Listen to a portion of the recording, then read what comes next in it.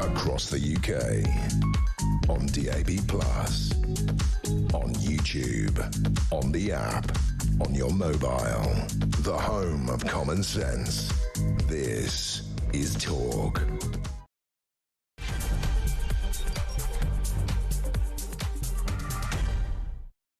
And good afternoon. Yes, welcome to the home of common sense. It's going to be a rip-roaring ride, everybody. We are absolutely rammed at this. And we are, of course, going to talk about Chancellor Rachel Reeves today refusing many times to rule out tax rises in the up-and-coming budget in her pre statement, saying she will make necessary choices on the 26th of November. What the hell does that mean? Despite the Labour Party, of course, pledging in that manifesto no hikes on income tax, VAT or national insurance. Do you trust Labour to turn the economy around? We'll ask that question and throw that to you. Meanwhile, Conservative leader Kemi Badenoch has responded to the speech, calling it one long waffle bomb. That's the greatest phrase she's ever uttered, adding, don't bother living within your means because the government won't. Fair point. We'll have more on that as well. And after those horrific attacks on the train at the weekend, it's now been revealed that only 2 in 5 people feel safe on public transport. That's just over a third of women versus nearly half of men. Meanwhile, assaults on UK railways have tripled over the last decade. We'll have more on that story a little later as well. Everything you need to know, all the breaking news right here on Talk. The number you need, if you want to drop us a voice note, by the way, best way to do that, 0344 499 1000. Can I get your assessment on that question? Do you trust Labour to turn the economy round? This morning was the big pre-budget announcement. I had the popcorn ready. The Chancellor was there at the podium. I had barely polished off my Frosties as she opened her mouth. Like you, I was high on anticipation. This was like waiting for season 5 of Stranger Things. And then it happened. And I was, by the way, prepared to give the Chancellor the benefit of the doubt. Just after 8 a.m, our financial overlord took to the stage to tell us what is happening with our money. Boomerang Rach wasted no time. We're skint.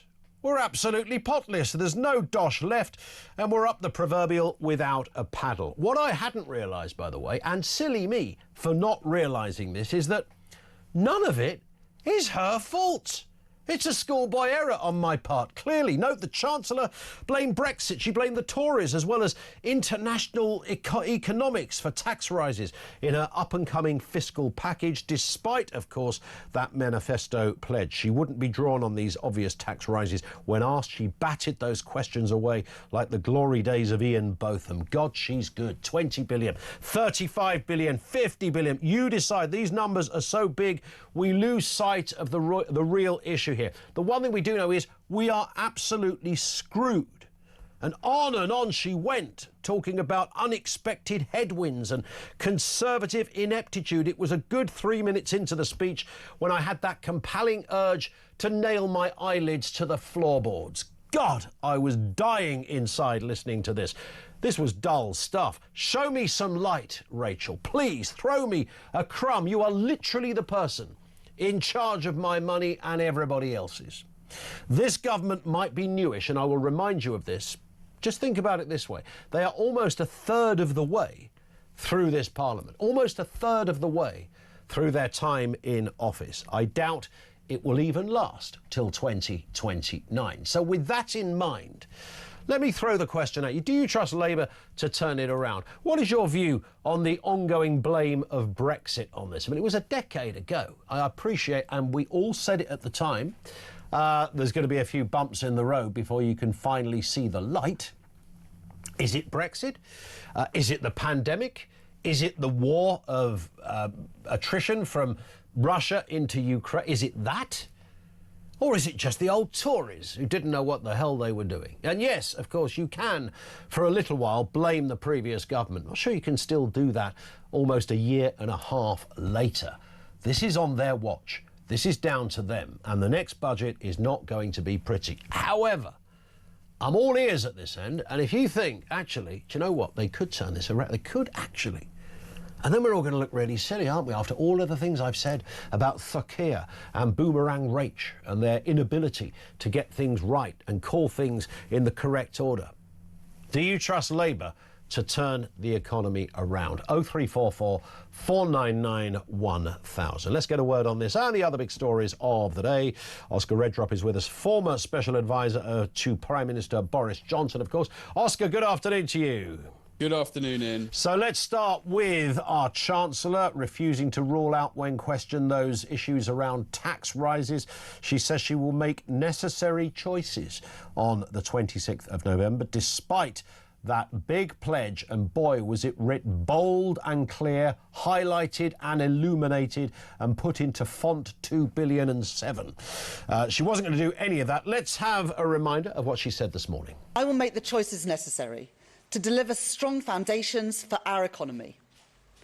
My budget, led by this government's values of fairness and opportunity, and focused entirely on the priorities of the British people: protecting our NHS, reducing our national debt, and improving the cost of living. Yeah, that doesn't really mean very much, but Oscar, worth having a listen to the response from Kemi Badenoch, the Conservative leader, calling it, well, have a listen. The Chancellor's speech was one long waffle bomb. A laundry list of excuses. She blamed absolutely everybody else for her own choices, her own decisions, her own failures. She claims she will focus on the priorities of the British public. Whose priority is it to pay more tax? It is basic economics that if you tax something, you get less of it. Remember those graduates who aren't finding work? Some people are blaming AI. It's not AI's fault. You can draw a direct line between what Rachel Reeves did in the budget last year and the dire prospects that many of those graduates are facing now. The leader of the opposition, of course. Oscar, my biggest takeaway from that is, where has the phrase waffle bomb been hiding? It's good, isn't it? I mean, I have to say, Kemi is getting a lot stronger in the last couple of months or so. Can really see her growing in confidence. And she was absolutely right today on all the faults of what Rachel Reeves, I think, inflicted on the country this morning, which wasn't a non-denial. It's not, this is now not, maybe, or, 50-50. There will be tax rises. And in all likelihood, it will be income tax. And, a lot of the language that was shaped from Rachel today was around, placing it on all of our shoulders, not just the broadest shoulders at this point. And I think it is nothing short of a disgrace. It was probably one of the defining kind of swing issues, if you like, of the 2024 general election. Are there going to be tax rises? Are Labour going to hike our taxes? And they were so adamant. When people say this would be breaking a manifesto pledge, it's like that on steroids. I mean, it was kind of the one weak spot that I think Rishi identified with the Labour government at that time. Yeah. And it was the one weak spot that Labour were absolutely kind of, look, I know this is the one area that you guys might be nervous about in terms of voting Labour. We promise you, we've got so many ideas on growth, and we're on your side, and working people this and working people that. And it's an absolute joke, Ian. It's an absolute joke. And if I may, just quickly as well, it is an admission of failure, because, no one's buying it. They've been in power, as you said, for nearly a third of their term at this point. It is a mission of failure, and failure on two parts. No ideas on engendering growth or improving productivity. And then simultaneously not having the metal and the bottle to cut spending, particularly around issues like welfare, the inflated welfare bill. And so what does that mean? If you can't do both through cowardice or lack of bravery and imagination, it means that they knock on all of our doors and just ask for more money. Absolutely. And of course, this 22 billion black hole, 35 billion, is it 40, 42, maybe it's 48, apparently it's 50, some say it could be, I mean, goodness sake, these jaw-dropping numbers keep on coming. There's an avalanche of these. And their claim, of course, that we didn't know anything about this. You know as well as anyone else, Oscar, that when you approach an election, the official opposition do get a look at the books. They know what is in there, and they could have said, in the run-up to an election, look, we're going to have to make some tough decisions because we think the Tories are... They didn't do any of that. They said, no, we're going to make everything better. The NHS, education, it's all going to be sunny uplands, to coin a phrase. It's that. It's going to be fantastic. But it was a lie. It was based on a complete fabrication of events. Yeah, and you've hit the nail on the head there. And this is what the general public need to understand now, unfortunately. And, maybe we price it in amongst politicians, particularly during election time, but you were lied to. They lied. It really is as simple as that. Yeah. You could give them the benefit of the doubt of the first few months in power, maybe first 6 months in power, while they're getting their ideas together, of looking behind them and going, Tory this, Tory that, Tory this, Tory that. But we are so far past that. And let's have it right. Let's have it right. Have they had to deal with a global pandemic? Or, even like Gordon Brown and then obviously latterly Cameron and Osborne had to deal with a global financial crash. No, they haven't. I mean, that's what terrifies me sometimes about the competency of Number 11 with this lot, because, relatively, the waters are never fully calm in the world, but relatively, it's quite calm. I mean, yes, of course, there are overhangs and, the waters are choppy, but they're not having to deal with a white heat here and now live crises, which governments do often face during their time. And it just terrifies me to think how they would deal with that. Honestly, I feel very, very passionately about this. I can tell. The last point I would make, because look, it is fair enough. All right, I've got this Tory boy on talkTV sounding off about having to pay more tax. But the question I would ask is, yes, we want better public services. Yes, we want, we want more money in the bank. We want the government to be run properly. But has this government shown you for 1 second whilst they've been in power that they would spend your money wisely? Correct. That's the question to ask yourself. Yeah, I don't think there is a kind of philosophical base to that to that position of the current Labour Party, frankly, and I sense that's mostly historically been the case with Labour. We will wait and see. We've only got 3 weeks to go, and of course the big budget will happen. I thought today she might have actually used it to perhaps almost concede that there's going to be tax rises here, but she didn't. She didn't quite go there. And as I mentioned at the beginning, when she was questioned on it, she just batted it away. Let's move to this story. Oscar, we know about what happened, of course, the horrendous attacks on a train at the weekend. A 32-year-old man remanded in custody, now charged with many counts of attempted murder. We also know about safety as well on the trains and public transport. Only 2 in 5 feel safe. Just over a third of women versus nearly half of men. And it's stories naturally like this that people do think but for the grace of God, or if I'd have been on the next train, or could it happen when my train stops late at night and somebody gets on? There is a genuine, real fear here. Yeah, absolutely, and that doesn't surprise me at all. And there is a feeling in the country at the moment that we do not live in a safe country, whatsoever. I'm sure that feeling has always kind of been there. Concerns around safety and violence, but I feel like it's getting a whole lot worse.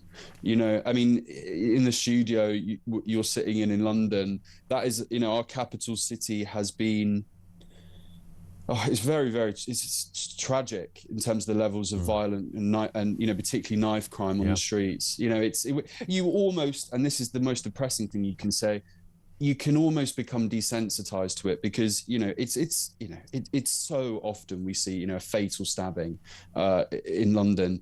It is a real sad reflection on our country. I think there are so many reasons for that are very, very complex. The thing that does scare me, though, and this might not be necessarily fit a narrative in many ways, is that yes, we have people in this country, probably more so than ever, that don't like us, that don't want this country that don't share its values, that hate this country. But also, I think it's underpriced, the random violence that is out there, which is what's so scary about this. Just that someone randomly, for no real cause or reason, can take a knife out and go on a spree like that. And I think that's just as scary, and it's a hard problem to solve. And the police, of course, have been under a little bit of fire, although I think they've kind of been cleared of any wrongdoing here, because there were events, the suspect in the multiple stabbings on the train is also suspected of beginning a trail of violence before that happened. At about 7 o'clock on the Friday evening, a 14-year-old boy was attacked with a knife in Peterborough. 15 minutes later, it's feared that this could be the same man who threatened staff and customers at a barber shop while also drinking and waving a knife. Now, I understand, and I think I've got this right, that the police referred themselves to the Police Complaints Commission, as it were, to investigate, and they were kind of instantly said there was nothing to see here because none of the victims or anyone involved in the story came into any contact with the police. There's a lot of stuff on social media, and you, I'm sure, have seen it as well, Oscar, you know, we are the media now, suggesting, why did the police let him go when they had him on? They didn't have him. That's the point. He wasn't caught. He wasn't arrested. It was only after the incident on the train that he was. But so the police have come under a bit, I think unfairly so, in for some stick on this. Yeah, I think unfairly so as well, retrospectively anyway. I think moving forward, I think we need to have a real conversation about what we have in terms of resource, in terms of policing our public transport properly, you know, having that police presence, not plain clothes necessarily, you know, like actual, you know, uniformed up police officers that make people feel that little bit safer at the moment. It does sometimes stem from the top, and the Tories, I think, have a pretty suspect record on this, in all fairness, in terms of policing numbers. But I think that, once again, that is getting worse. I think when a government signals that they are willing to release violent offenders early, one of which last week actually committed murder since the early release. Yeah. It says a lot about the country you live in, and that does filter through. And I have to say, and sometimes, you know, from a government's perspective, unlucky guys. There's no rhyme or reason, but under your watch, this country feels unsafe, as unsafe as I can remember. 100%. Oscar, stay with us. More to come from Oscar Redrup, former senior advisor to Boris Johnson when he was Prime Minister. Over to you on that question, and there's loads to get into here. But in particular, that leading question at the beginning, do you trust Labour to turn around the economy? Was there anything you heard Rachel Reeves say? That's if you were brave enough to sit through this speech that she gave, which told us kind of precisely nothing, wheeling out a bunch of platitudes, blaming Brexit, blaming the Tories, blaming Ukraine, blaming everybody apart from herself. And she's the Chancellor. 0344 499 1000. This is Talk.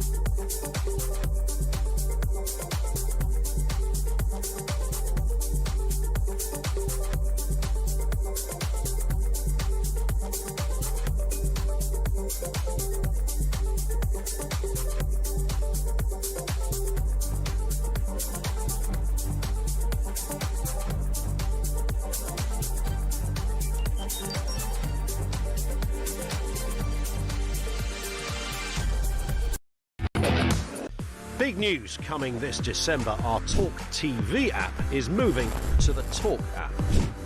You can watch, catch up and listen to all your favourite shows and podcasts anytime, anywhere, all on the Talk app. From Monday, 1st of December, the talkTV app will no longer exist, so don't miss out. So head over to your App Store or Google Play and search Talk now.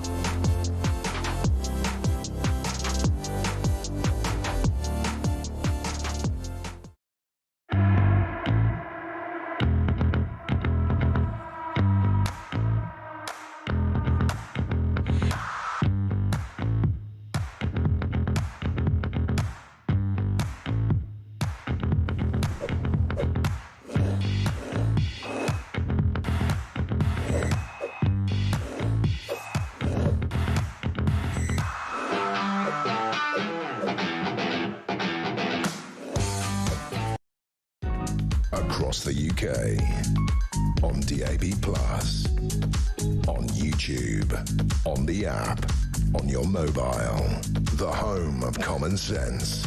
This is Talk. This is Talk, 0344 499 1000. That's where you'll find us. Oscar Redrop is with us, looking through the big stories of the day. This one is extraordinary, Oscar. 9 ways the BBC misled viewers over Donald Trump. And the story does get worse today as well. This is some, frankly, really good work from The Telegraph, who've been looking into this. But this was the Panorama program, I mean, the flagship current affairs show, where, you know, you're the bastion, if you like, of truth, of investigation.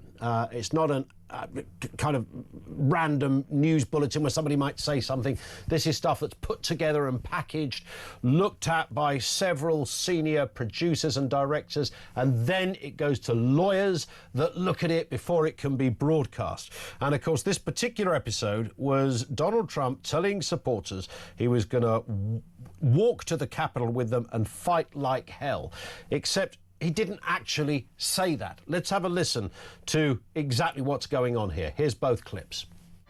We're going to walk down to the Capitol, and I'll be there with you, and we fight. We fight like hell. We're going to walk down to the Capitol, and we're going to cheer on our brave senators and congressmen and women. Now, I would go as far as saying that is the worst breach of basic editorial journalistic responsibility I think I have ever seen from the BBC, Oscar. And when I first saw it, I think probably like you, I saw it in the Telegraph. I thought, well, you know, the Telegraph like to give the BBC a kicking, so if you read further down the story, there will be an explanation for it. There is no explanation. That's how it went out. I noticed last night, I looked it up, I think it's been taken off iPlayer as a result, that particular episode. It is beyond defensible. That's the first time I've seen it, I have to say, back to back. Like you said, I'd read and glanced over the written press coverage of it, and probably in the back of my mind, similarly to you, thought, oh, we do all love a bit of a BBC bashing, but, you know, but having seen that is remarkable. I mean, ironically, that is fake news. Yeah, it is. Ironically, indeed. Yeah. Just completely in your face like that. That's something you would expect from a YouTube kind of sole operating kind of blogger. I mean, that's exactly it. There's certain things, you know, we were talking about it in the office. If you wanted to, because what they've done is in the fake clip, they've made a complete sentence out of it. They haven't. There's a thing like you can put a flash between clips, so it would. I mean, even that, by the way, would be iffy on this particular occasion. But it would have looked like these are divided up. You can put a sound effect, a kind of a noise to highlight that you're moving. You can swipe the screen, so it's quite obviously a different part of the speech. But what they did there was literally turn his words into one sentence when I think his first words and his last words were nearly an hour apart. I mean, what idiots. It's not as if the Capital news story wasn't dramatic enough and they needed to sex it up. Yeah. I mean, it was dramatic and newsworthy enough. I think it does show, and I hate to sound like a bore, but it does show the political... I mean, by and large, you hear left-wingers and you hear right-wingers having a real crack at the BBC, but when you see things like this, and actually often you see the coverage, particularly in the early days, where they failed to recognise or call out Hamas as a terrorist organisation, that when push really comes to shove, their sensibilities will be that centre-left leaning liberal perspective. But this is, I mean, I don't know the answer to this, Ian. Has Trump caught wind of this? Yes, he's already said words to the effect of, you know, we have this kind of stuff over in the States and now you're doing it over there. There were a couple of other comments he made on his Truth Social account. Look, we were talking about this in the office before we came on air. If one of my producers, Jodie, is producing today, I was talking to Ryan, our previous producer, a little earlier. If somebody had put that clip together here on Talk, where we're not the BBC, immediately one of us would have gone, "Well, you can't show that. That's completely wrong. Yeah. You can't show that." Even if you were the most passionate anti-Trump person in the world, you would journalistically just say, "Well, sorry, that's what you've done. You've literally edited somebody's words, the President of the United States' words, in order to belch out a completely different narrative." I would really hope it's an honest mistake and a very junior producer has got, you know, or editor has got... But it would have gone through all those tiers of checking, though, Oscar. That's a bit I don't get. I've worked at the BBC. And even here, if we were making it as a documentary, as distinct from us talking now, then not only would it be checked by a whole bunch of people on this floor, it would then go to the lawyers, and there's plenty of them in this building, that would check it over to make sure that it was sound in all legal respects. I mean, but it wouldn't get... The first person that looks at it would say, "Sorry, you can't do that." I mean, I think in their heads, maybe they thought, well, this isn't for the bulletins. This is Panorama. And I think Panorama does sometimes tread that really awkward... I mean, Panorama can be brilliant and has been for many years, but it does tread sometimes that awkward corridor of, you know, real opinion-y documentary with a narrative, you know, with a narrative that's put together, shaped with just very matter-of-fact investigative news. Yeah, I think particularly when that comes from the BBC, that's more important than ever. And I think they've obviously got carried away with that probably liberal-leaning sentiment, whoever was in charge of that. Yeah. And they've got carried away trying to concoct a narrative that, let's be frank, was not needed to be concocted. You didn't need to... Yeah, they didn't need to do that. It was dramatic enough. Because there was enough in there if you were... You know, where somebody could construct an argument that Trump wasn't necessarily as responsible with his words as he could have been. You could have created that just by showing the truth of what he said, and then some would say it was fine and some would say it wasn't. I think there's a lot of kind of Louis Theroux wannabes involved in fronting Panorama. It's a bit of that, isn't it, going on now? Spot on. We will wait and see, because the Telegraph they've obviously been talking to a whistleblower on this, and there's some stuff on there, Hamas and Israel coverage that takes us down very similar lines as well. We're going to talk about that a little later. Just finally, Oscar, I want to get this one in. The former migrant hotel manager who's been arrested after 10 riot cops stormed his house, accusing him of stealing a 77p bowl of chicken pasta.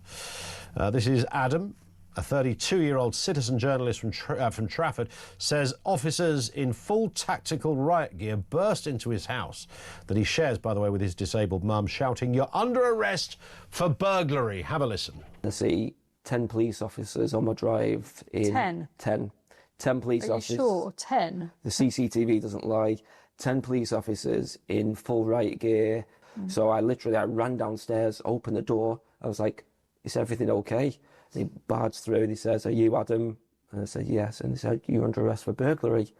I said, "Burglary?" I said, "I never burgled anything in my life." And the accusation was taking some chicken pasta and not paying for it. Was there a possibility to pay for it? So there was no possibility to pay, no tills, nobody asking for money. I've ran the numbers through AI of how much it would cost with serving it for 300 people, and they said it would be about 77p. Wow. This is an exclusive with Isabel Oakshott. We're going to talk to Isabel a little later. But, I mean, what is going on, Oscar?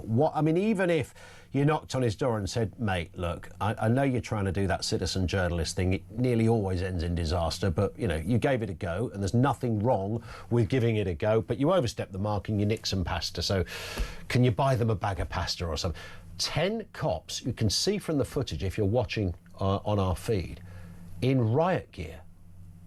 I mean, that's truly astounding. And just watching the CCTV footage you've got there, isn't it a fact, it feels like these days, that the heavy-handed police, or, you know, even online policing, if you like, is always where it doesn't need to be, and it never is where it needs to be. You know, when we need our police to actually be, you know, front foot and that kind of riot gear police, to keep our communities safe, it doesn't seem to happen. But when it's a social media post or something as relatively in the grand scheme of things, I think as trivial as this, I mean, they all turn up tooled up to the.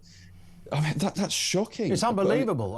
They took away all his electronic devices. I mean, when has that become the kind of go-to thing that you do now? You take away someone's electronic devices. I mean, you know, previously, if Alf the cat burglar had done a couple of houses in the neighbourhood, they go around the house, are you Alf? Yeah, I'm Alf. Right, you're nicked, mate. Come with us. That's it. I don't think they would necessarily have said, right, we need your phone, your computer, your Nintendo Switch and, you know, your Xbox. Really? I mean, seriously. Your Tamagotchi. Your Tamagotchi, yeah, you see, that's where all the clues lie. Listen, Oscar, we hit the clock. You've been brilliant as ever. Thank you. Oscar Redrop, Boris Johnson's former senior advisor when he was Prime Minister. Thank you to him. Over to you on all of those stories and that key question. Do you trust Labour to turn the economy round? We'll get a couple of voices on that and over to you as well. 0344 499 1000.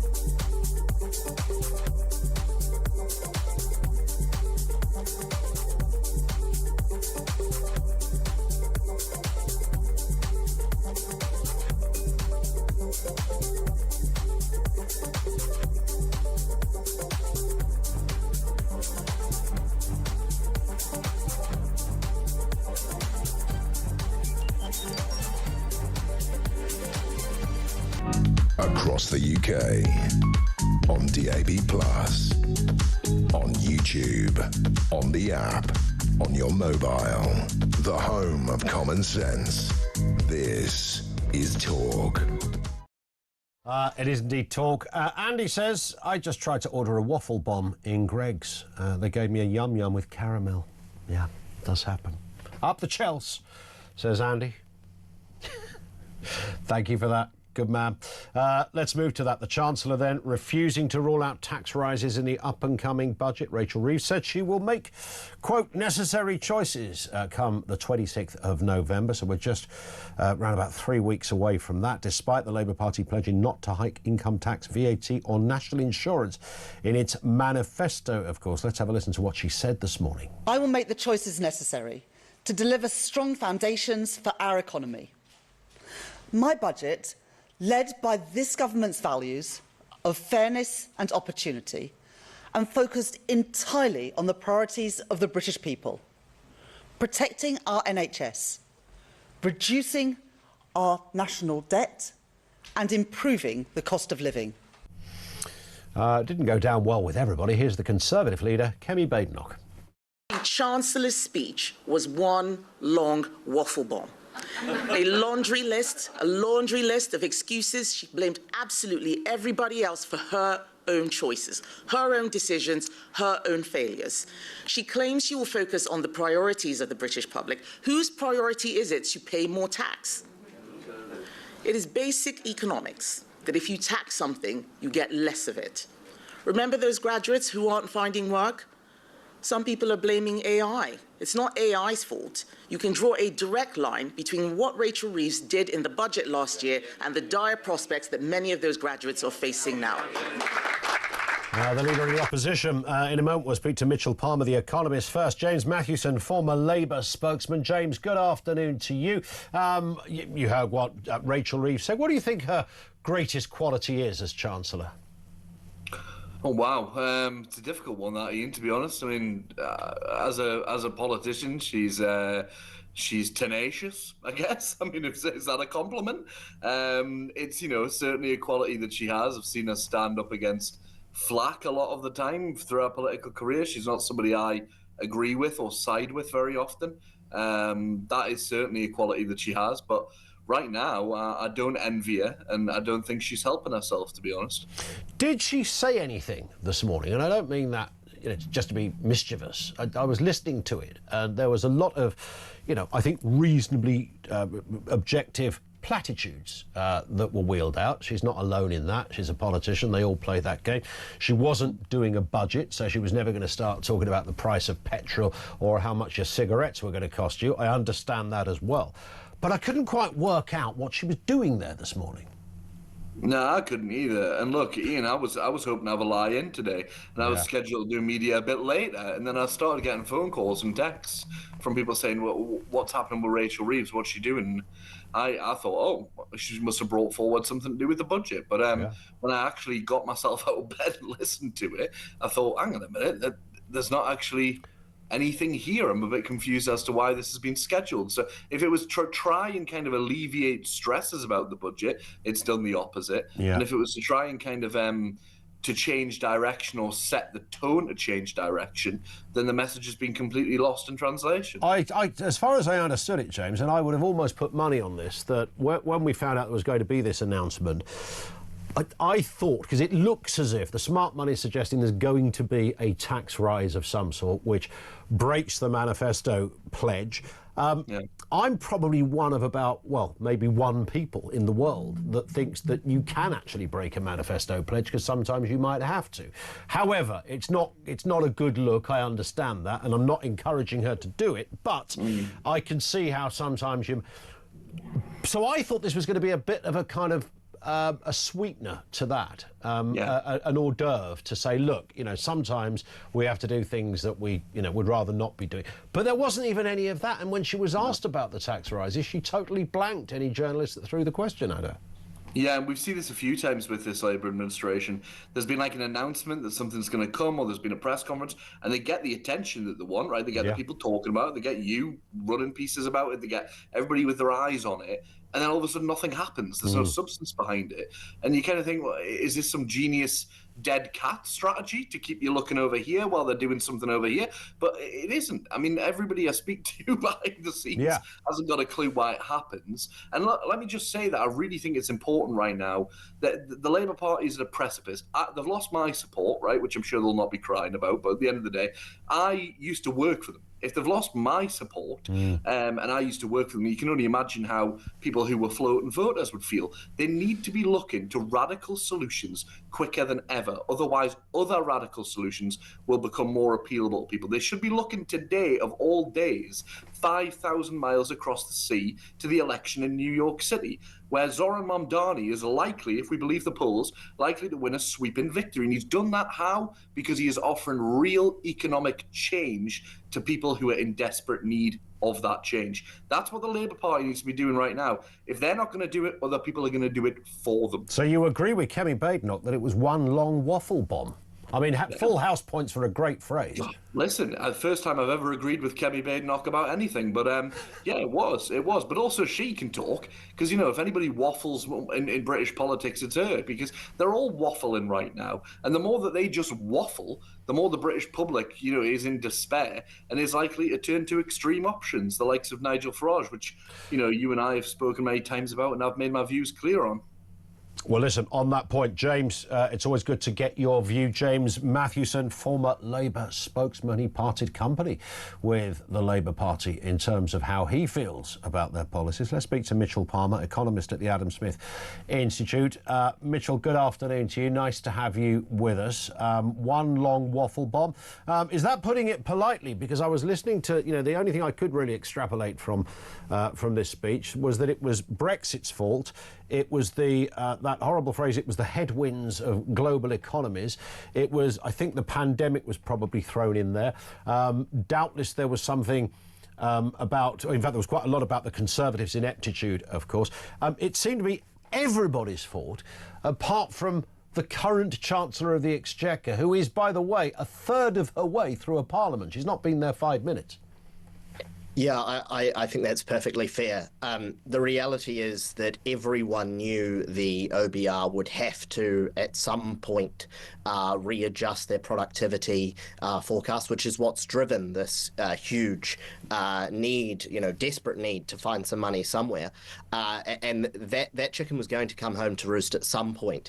And Reeves has, to some extent, set herself up to fail in two places. Firstly, during the election, when Labour ran such a small target campaign, they had no mandate for either tax increases, which I don't think would be a good idea, but it is a way to balance the books, or spending cuts. And then secondly, during that last budget, when she said that she wouldn't be coming back for more. Then she tried to get sensible welfare reform passed through her parliamentary party, couldn't do that.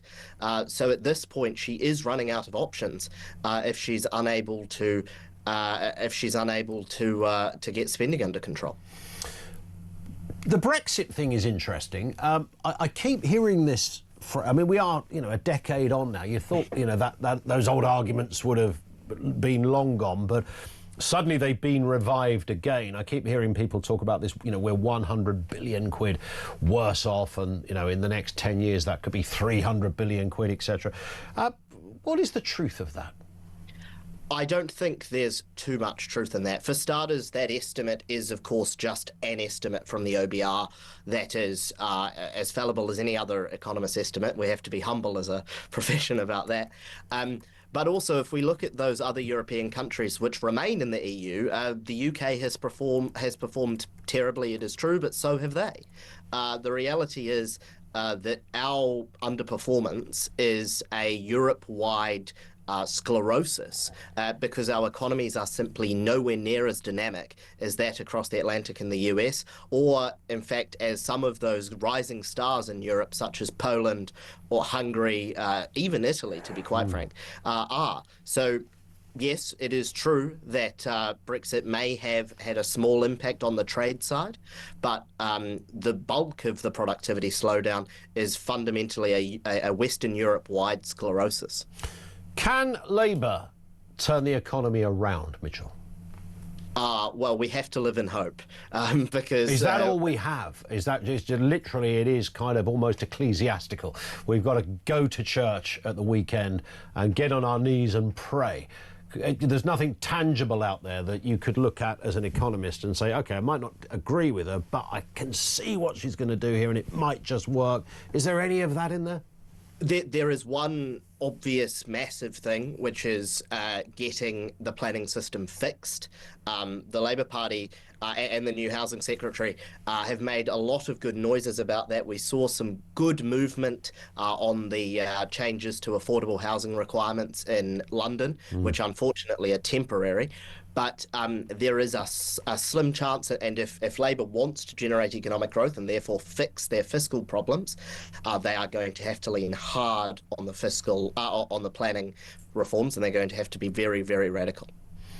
And an email we just got, or a message we got in from Phil in Thurrock, says, didn't she already fix the foundations? I think she has previously claimed that she'd fixed the foundations, and she talked about envelopes and all the rest of it. And life was going to be tickety-boo a couple of months ago. Yes, I mean, and to be fair to the Chancellor, she didn't know that the productivity downgrade would happen now. She also perhaps couldn't have expected that her backbenchers would stab her in the back and refuse to back sensible welfare reforms. But nonetheless, she only left herself £10 billion in headroom at that last budget, which is, you know, it's a lot to you and me, but when we're talking about a budget that's more than £1 trillion, you know, £10 billion is pocket change. Yeah. So if you're going to leave yourself with that little headroom, you can't be surprised when all of it is evaporated. Maybe she's just not that good at this. I mean, the reality is that everyone, you know, and this is something that I will sympathise with her, any Chancellor, perhaps not from any party, but any Chancellor would face somewhat similar problems. There are definitely ways she could have improved the delivery, and certainly she didn't need to go through this sort of torturous process of coming back again and again. But the reality is that the fiscal situation in the UK is broken and has been broken since, well, COVID, but possibly before. So someone is going to have to fix it. It seems Rachel Reeves might be dragged kicking and streaming into fixing it, but she certainly doesn't seem like she's grabbed that particular bull by its horns. Not yet. That's true. Mitchell, thank you, sir, for that. Mitchell Palmer, an economist at the Adam Smith Institute. I think Adam Smith will be turning in the proverbial at the thought of what he heard this morning. Don't go away. Brian in Leeds with you shortly. 0344 499 at 1000. Do you trust Labour to turn the economy around? This is Talk.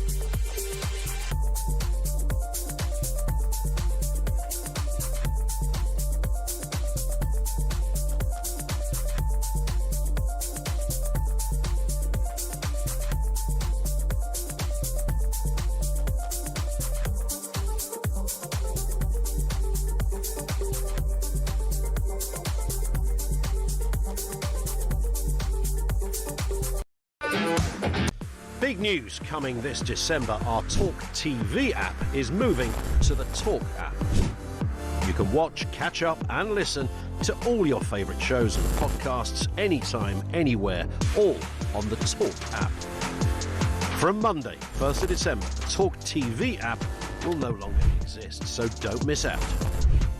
So head over to your App Store or Google Play and search Talk now.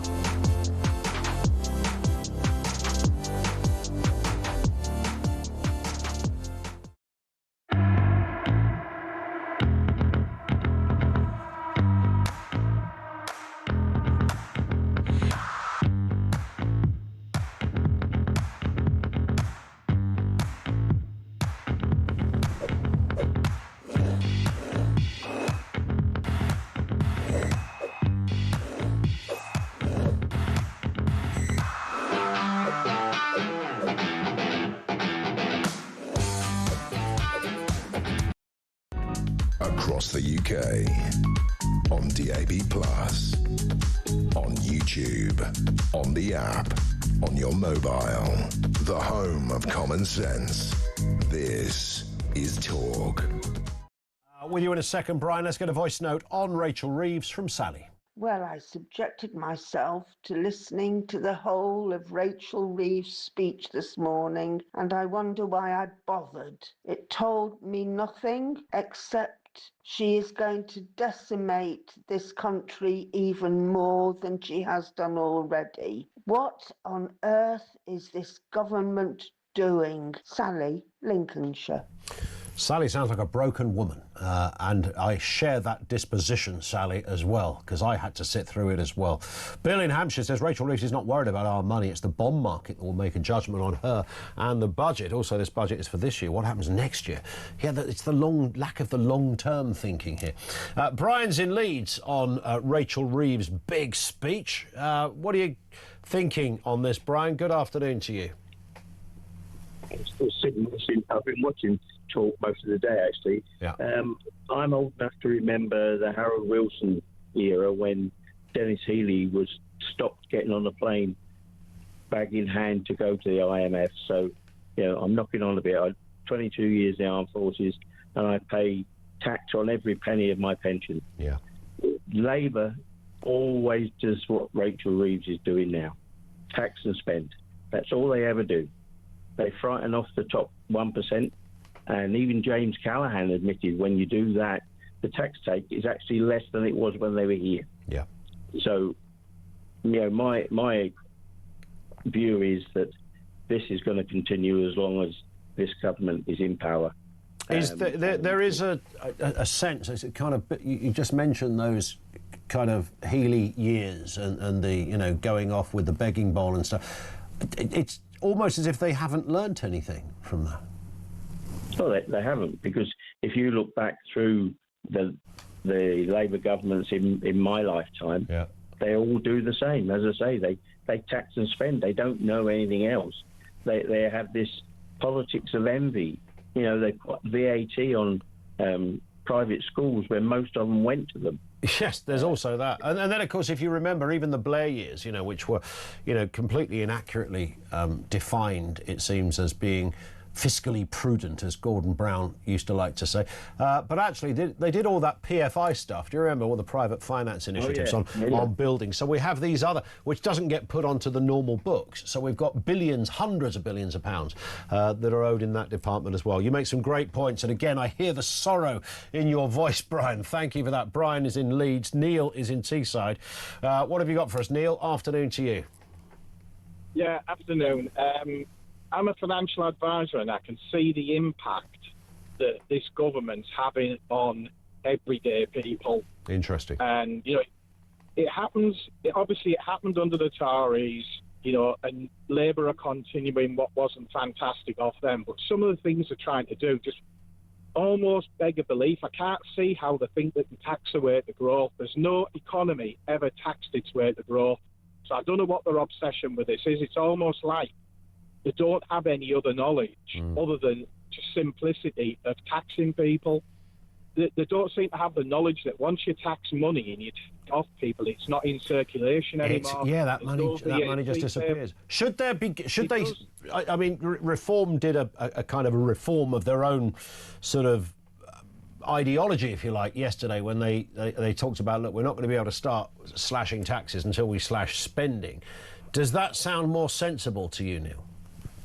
Absolutely. I mean, if anybody who runs a small business, I'm not a huge business, small business, the first thing that anybody does who's running a small business is tie down all your knowns. So you try to make sure that you haven't got your expenditure out of control. You try to control the controllables. Yeah. And it seems to me that they don't control the controllables. They just let... If you can't control the controllables, you can't control the uncontrollables, can you? Absolutely. I mean, if we look at, for example, the NHS, I mean, it's just a monolith that's just a complete joke. Anyone who's in business just finds it amusing to talk about the NHS because it's way out of control, these budgets and the way that people are being paid, the way the whole system's set up, the wasted time appointments. I mean, that's a whole... I won't get off track on that because that's a whole different conversation about the NHS. But just to generalise, I want to really point this out to your listeners because I think people are not aware of what's coming here. And this whole talk about taxation, this has been going on for a lot of years in the background, and a lot of the things that have been threatened are coming to fruition. I want to highlight the pension taxation that's coming in April next year.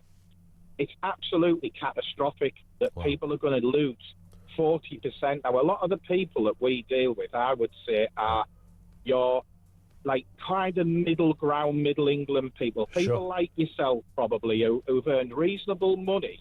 You don't consider yourself rich, you consider yourself hard-working, and you can't, people like yourself, for example, struggle to make ends meet when you shouldn't be struggling, you should be thriving. It is interesting when you get to a state, and right, as you rightly say, even if you're earning good dosh, and I wouldn't deny that, you start to notice, and that's when you think, wow, that's not the usual trajectory on things like that. Listen, Neil, I've got to stop there because the news is upon us. That's a great call, Neil. Thank you for that. Good luck with everything.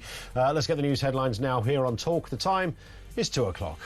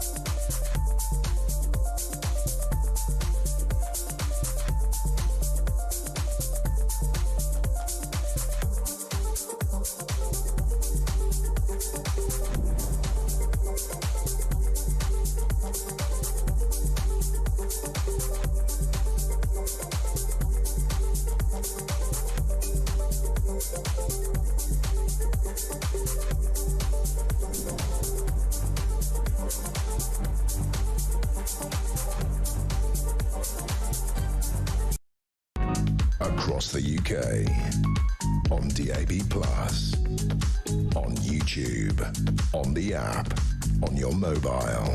The home of common sense. This is Talk.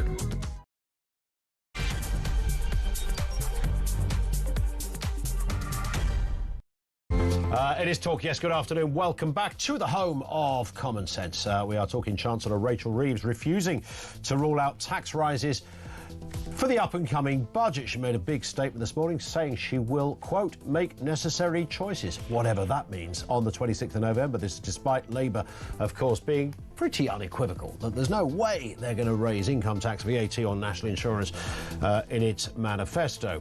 What is that going to look like in a few weeks' time? Also this afternoon, the BBC is under fire after misrepresenting Donald Trump. The broadcaster showed the president telling supporters he was going to walk to the Capitol with them and fight like hell, when in fact he didn't quite say that. He said that he was going to walk with them peacefully and patriotically to make your voices heard.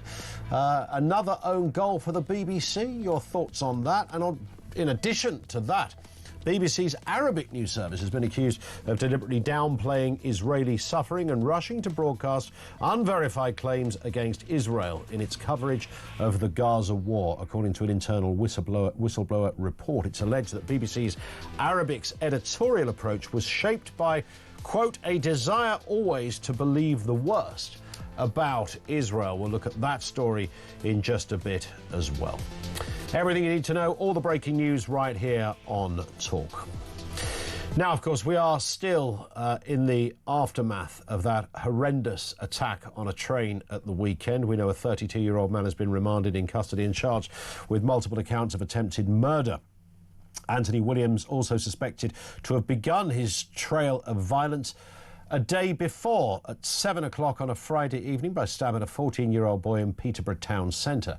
On top of this, we also read today that only 2 in 5 of us feel safe on public transport, just over a third of women versus nearly half of men. Meanwhile, assaults on UK railways have tripled in the last decade. Let's speak with Norman Baker, former Transport Minister, former Liberal Democrat MP for Lewis, and still a very proud resident of Lewis as well. Norman, good afternoon to you. Hello, Ian. Nice to see you in the studio as well. You actually came in to see us. Nice to be here. You legged it from Lewis and thought, I've got to get in there. Nothing wrong with that. I mean, when you were Transport Minister, I suppose, you know, there's many hats you're wearing in that role, and I guess transport safety at some point is clearly one of them. Yes, indeed. I mean, I covered it for the Department for Transport, but then I also looked at it separately at the Home Office when I went to the Home Office, because clearly there's a crime element to this as well. I was looking at whether British Transport Police ought to be wrapped up in the Home Office at the time. That was the issue I was considering. I mean, I think people, understandably, when this sort of incident occurs, you feel vulnerable and you feel unsafe. Actually, you know, that's not that unsafe. I mean, these incidents, thankfully, are pretty rare. Yep. And let's hope it stays that way. The reality is, if you have a maniac who wants to go around stabbing people or shooting people or doing something else, any public place is ultimately vulnerable, whether it's a cinema or an art gallery or anywhere else. You can't control that. You can't possibly take steps to eradicate all risk. It's not possible in a public place. One of the comments, and we had a few people yesterday talking about this, was that the British Transport Police, which I understand are funded by rail companies largely, not from the normal Home Office budget. Yes, they're separate from that. In that sense, are spread too thinly. There's just not enough of them. And there were lots of our listeners, Norman, yesterday said, you know, we need to see more cops on trains. Now, other than, you know, the fallout of 7/7 and things like that, when we did see police officers on trains, and once in a while you do see the odd officer walk through a carriage. But that, certainly in my lifetime, I don't ever remember a time when that was standard. Well, I mean, British Transport Police look after the railways and they look after London Transport as well, so they have a duty to look after anything on rails, as it were. Yep. And they are thin on the ground, but the reality is that they're largely there to pick up CCTV images where something has gone wrong. They're not sufficient in number to prevent things happening right across the network. It's just not possible. Yeah, but we understand attacks or assaults on railways have tripled in the last decade. Yes, that is worrying, actually, and I think there's a deeper psychological and societal point there as to why that's happening. It's not simply the railways. The railways inherently haven't become themselves less safe, but society has become less safe, I think, and if you look at the number of incidents in London, in particular boroughs in London, it's really quite worrying. And I think we're looking at knife crime because, fortunately, in this country, we don't have gun crime very much. If you look at the stats, for example, I think last time I checked, it was in 22 people died from gunshot incidents in the UK, which is really very low, compared to over 40,000 in the US. Yes, extraordinary. I mean, it's extraordinary difference. Even allowing for the size of the country. Indeed, so. Massive, yeah. So I think people do resort to alternatives, and knives are clearly the, if you like, flavour of the month in some areas and some people. You know, I pay tribute, by the way, if I can do so, to the staff on LNER. Yeah. And particularly that conductor or... Oh, that was incredible. I mean, I think everybody in any workplace has had that conversation. What do you do when you're stuck in a train carriage and somebody goes mad with a knife? Because you've got very few options. I mean, one or two people got into the buffet area and locked themselves in. A few people went into the loo and locked themselves in. But broadly speaking, you're kind of stuck in a capsule. You can't get out, and somebody's going nuts with a fairly extensive blade. You can't get out. If you go back 20 years, then of course you could open the door and get out the train because there were manual doors. That's true, yeah. And you go back far enough. I mean, this is a closed capsule. Now, what has been done with railway design in recent times has been to make sure that you can walk right through the train, which wasn't always possible. Sometimes in the old trains it was a limited compartment you couldn't get out of. And the other thing you can do, which has been done with train design, is to make them very open, so that there's no door between carriages. You can see from one end of the train to the other. That's now the standard for London Transport, for example. Yeah. You said at the beginning, which I guess is, sadly the answer to all of these things. If somebody wants to go mad with a knife, a gun or anything else, then there's very little legislation or anything you can do to stop that, right? No, I mean there will always be people among us who have ill intent for a variety of reasons. Yeah, I mean, all you can do is make sure that you capture them and prevent them from doing the same thing again. And you can then draw attention to it, and perhaps people who are that way inclined will think, well, this guy's been caught and therefore I might be caught as well. Yeah. But you've got to bear in mind, people who do these things have often got mental health issues and are not necessarily subject to logic. We will see what happens with this case. Obviously, somebody has been charged with these attempted murder cases, so clearly we can't talk about the specific details, but I mean, the mental health thing and that seems to be playing a bigger part in our lives in lots of different ways. I think society's become more atomised, Ian, over the time. Since I've been a young lad, it's become much more atomised. On a simple basis, for example, when you went to school, when you were a young lad, you could talk about what was on television last night, because there were 3 channels. And you're likely to have a common experience. Nowadays, people are much more at home. They're on their computers. They don't necessarily talk to other people. They don't know what's going on. We have become more difficult as a society to meld together. That's why someone like my town in Lewis is actually very good, because it's a community. It works very well. Other places in Britain aren't necessarily as fortunate as that. Yeah. Not connected to any of this, but connected to Lewis. You have a big old bonfire in Lewis, don't you? It's very famous, almost globally famous. Tomorrow. I was about to say, it is that week, isn't it? It's always the 5th, unless it falls on a Sunday, in which case it's the 4th. Do you have a particular guy? Didn't they used to do that thing? We have of, effigies. Taking effigies. We have six or seven bonfire societies who all parade through the streets. The population of Lewis, even though there's no railway because the trains don't run that time to Lewis, the population more than doubles for the evening. Wow. It's a big thing. And the bonfire societies all come through with their effigies. All the various village societies come in for a whole parade. It's a massive thing. I was burnt in 1992 back in... They put you on there, did they? I was burnt as leader of the council back in 1992. I mean, politicians, they part of the gig is you get a bit of a kick in every now and again in different ways. I mean, some people see that as quite cruel, that somebody sets fire to your face. I thought it was quite amusing, to be honest. I was telling that to the chief constable at the time, Roger Birch. And as we looked out the window of the town hall, we both came down on poles down the road. Oh, so he was there as well, was he? He wasn't very happy about his effigy. I thought it was quite funny. I must say that it was a paper mache thing, and it was terribly well designed. It was definitely recognisable to whoever did it. It was quite artistic. You don't know who's this year? No, you never know until it's a close secret. But they've become a bit more careful over the years. So it will probably be someone like Nigel Farage or Donald Trump, I would think. Yeah, that tends to be the case. Are you missing the Liberal Democrats? They seem to be doing a little better these days after 2015, when it all went a bit pear-shaped. Yes, it did in 2015. That's when I lost my seat, and most of us did. Yeah. But we've now got more MPs than we've had since, I think, 1923, which is a major achievement. We wanted the broadcasters, I don't know if we want to talk, but we wanted the broadcasters. We've got 18 times more MPs than Reform, but you don't see 18 times more coverage on the Do you know, television. I thought it was really, really interesting, and I don't think enough people talk about this. This is just an objective, journalistic analysis of the Lib Dems from 2010 I would argue that the most successful political party in the last 50 years are the Liberal Democrats. You had, what, 59 MPs or something in 2010. Yeah. You got into coalition, you got like 70% of your manifesto into government. Yes. I mean, that's extraordinary. Even if you hate the Liberal Democrats, and you know, I do think some of them are a bit weird, Norman. I mean, not, yourself is one. You know, you're wonderful, of course, but I mean, that's an incredible track record. Well, it is. Liberal Democrats should have been shaking your hand and voting in their droves come 2015. Well, I know, but the trouble is that we were warned by our Dutch colleagues, actually. We met some of our European colleagues in 2010, and they said, you'll get the blame for everything because the minority party in the coalition always gets the blame. And the things we did, which people don't recognise, we don't recognise, for example, the major investment in public transport, which I put through as a minister. They didn't recognise that the triple lock was a Lib Dem idea. It didn't recognise that the freezing of, the raising of income tax thresholds so people didn't pay tax was a Lib Dem thing. But we don't get any credit for it. But hey, that's politics. That's politics, isn't it? Good to see you, Norman. Thanks. Great to have Norman Baker with us in the studio, former Transport Minister and, of course, former Lib Dem MP for Lewis. Thank you to him. Let's get a word from Tina McKay from the TSSA Union. That's the Independent Trade Union for Transport and Travel Industries. Tina, good afternoon to you. Just to return back to that story of things like safety on transport. I mean, it's always been a bit of an issue, isn't it? Public transport, by definition, does carry with it certain risk factors, like anywhere, whether you're in a plane, whether you're driving down the road or whatever it happens to be. What is your assessment on those, certainly those figures that tell us that only 2 in 5 people feel safe while travelling on public transport?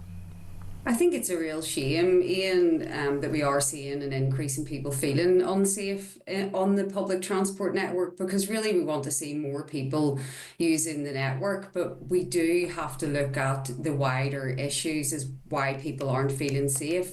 And I think sometimes, aside from, the horrific incident that happened at the weekend, we need to look at how reporting is on all of these issues. If we sensationalise and make people feel afraid, then they will automatically then start to worry about using the transport network. But that's not to offload the responsibility that the transport providers and BTP, the government, have to make sure that we are ensuring people's safety, making sure that there's enough security, making sure that there's enough staff, making sure that all avenues are looked at. And I guess, Norman Baker was just saying, look, if somebody wants to do something mad and horrific in public, whether it's happening in a transport setting, in the street, in a hospital, wherever, there's nothing you can put in place that's going to stop someone determined to cause carnage and, sometimes death. I think you're never going to 100% eradicate, but that doesn't mean that we can't aim to get as close to that as possible. And that's what TSSA have been campaigning on for the last year.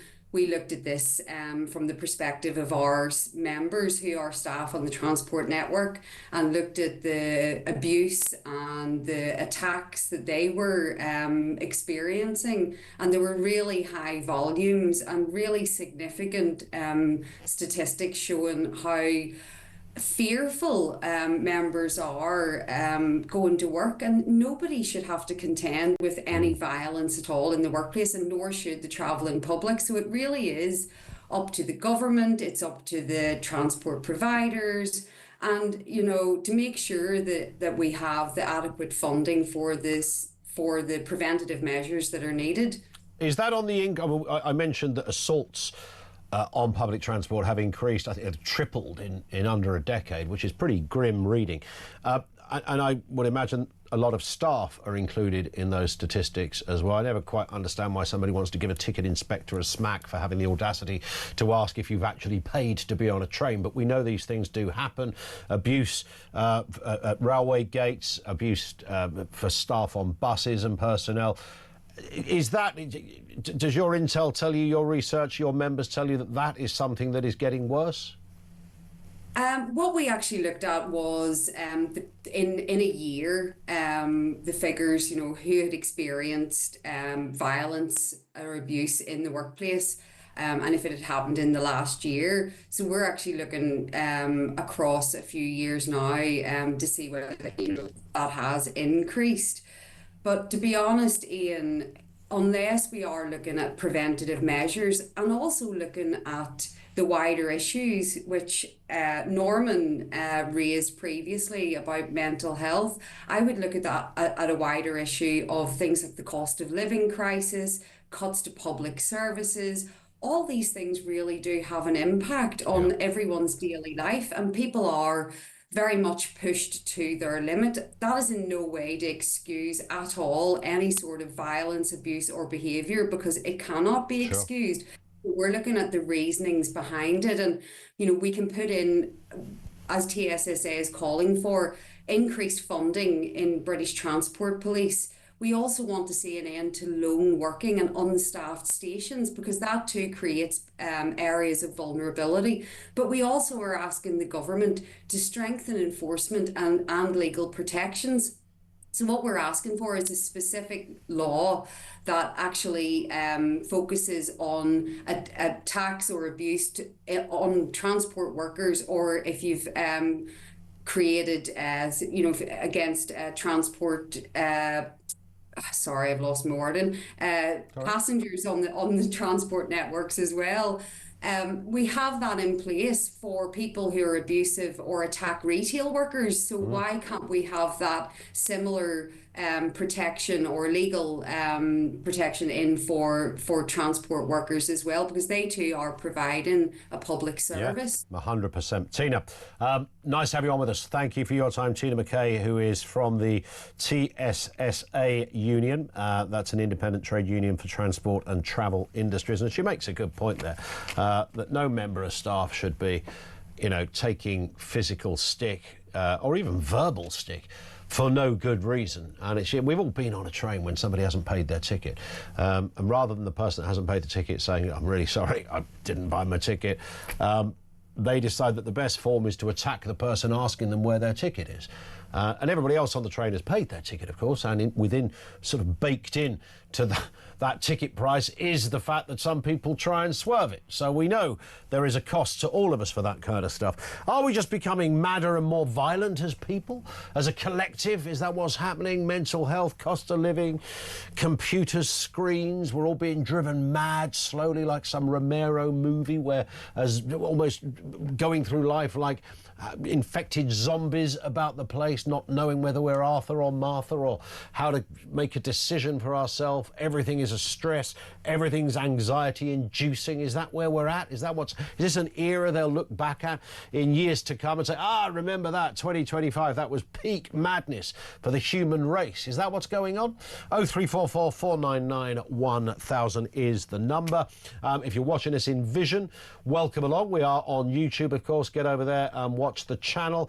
Very simple. Just click on and there we are. And of course, you might be watching us or listening to us on the app. And I should remind you that Monday, the 1st of December, is a bit of a countdown. We're saying goodbye to the talkTV app. I mean, there should be some kind of sad music plays when I announce this. But then there is the good news, because all of your favourite shows and podcasts will continue on the new Talk app. So if you're watching or listening on the talkTV app right now, get rid of it and download the Talk app. That's just the Talk app from the App Store or Google Play. Do it now.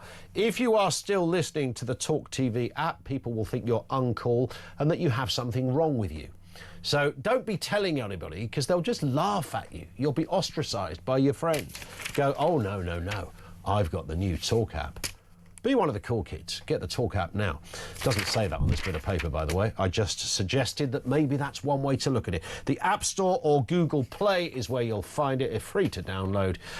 Give it a go, and it's your best place to watch, listen, and catch up. 2:20, this is Talk.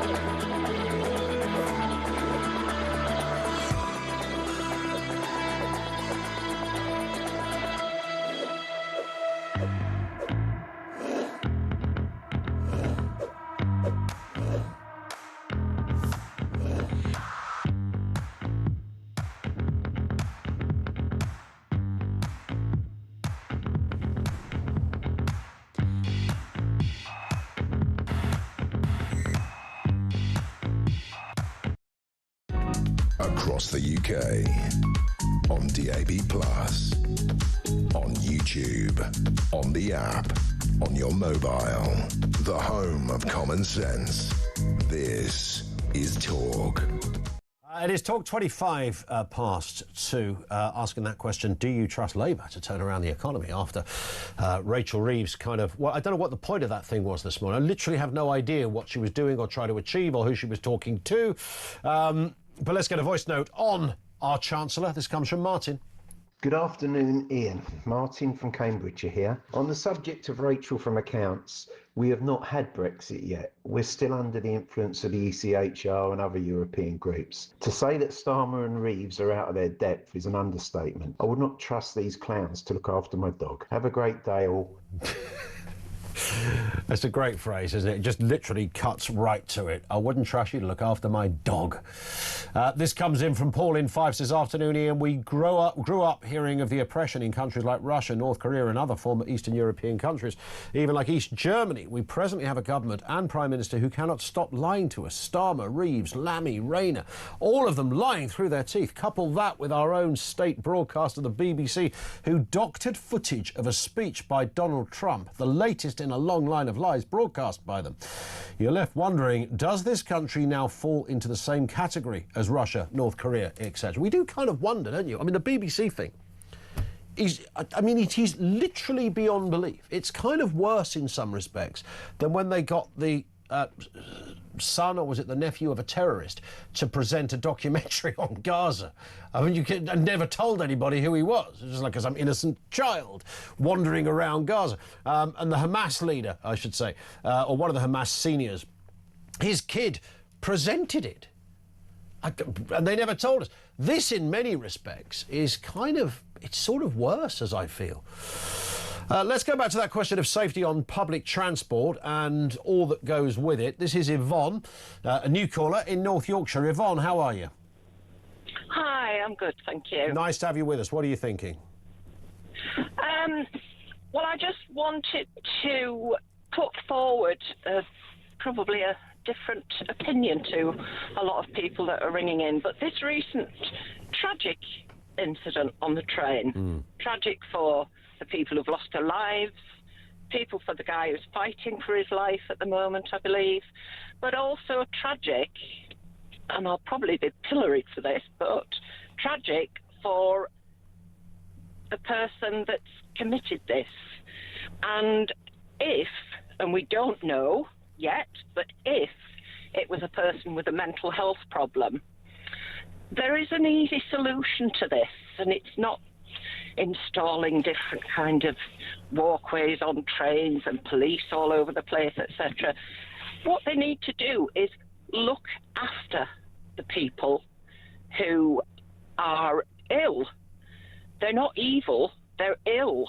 And very often... I was just going to say, Yvonne, sorry to interject, but I mean, I think this very debate kind of takes us all into sort of two places, doesn't it? Because the last thing you instinctively, you don't have sympathy with someone who's carried out a horrendous attack. But then simultaneously, if somebody who carries out, and let's talk generally here, not specifically about the weekend, if somebody does have a severe mental health condition, and we've seen this in the past, then you almost can't not recognise that, right? You have to go, well, you know, if somebody's ill, then, and they didn't have any control over what they were doing, then where does that leave us? But of course, we don't like to think that, because that in many ways has a sort of a sympathy with the assailant. Not necessarily. It's just the distinction that we need to make between evil and ill. And that's exactly it. But that's it's quite hard, isn't it? Because it doesn't. Our human instincts tell us that if somebody carries out a horrendous attack on somebody, our instinct is to suggest they're evil. Yeah. Or in the ballpark of evil. Yeah, yeah. But as I said, in a lot of these cases that have happened over the years, it's been discovered that people were just left to their own devices. I hear it, and there were lots of flags and lots of, institutions and teachers that could have spotted it.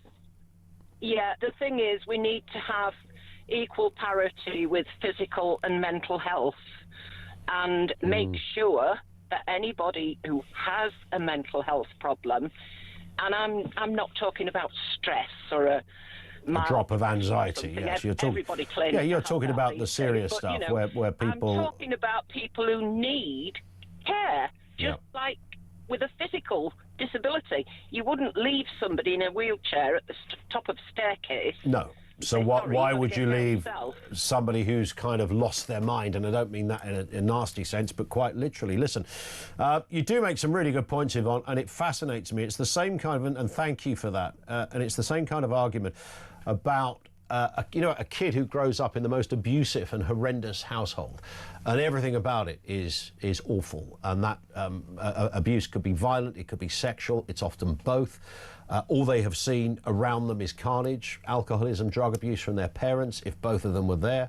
Houses used for partying and God knows what else, never told what's right, what's wrong, never given any kind of basic moral code, nothing at all.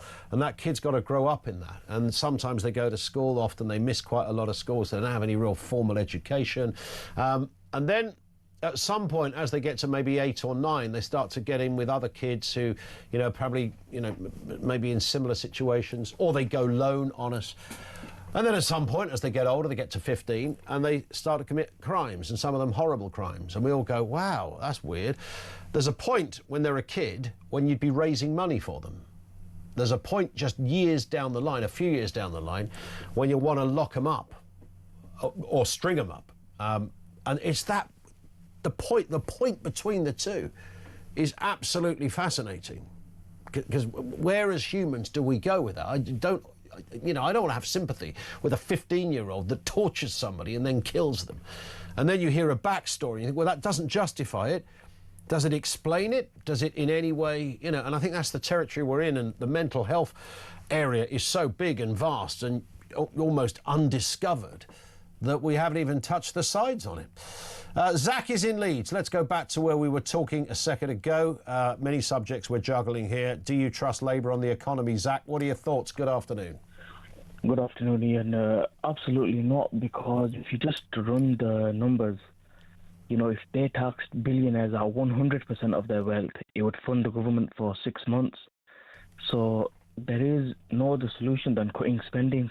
Yeah. And it's just a choice of whether it happens in a controlled manner where you can taper it down, or whether there's a huge catastrophic collapse.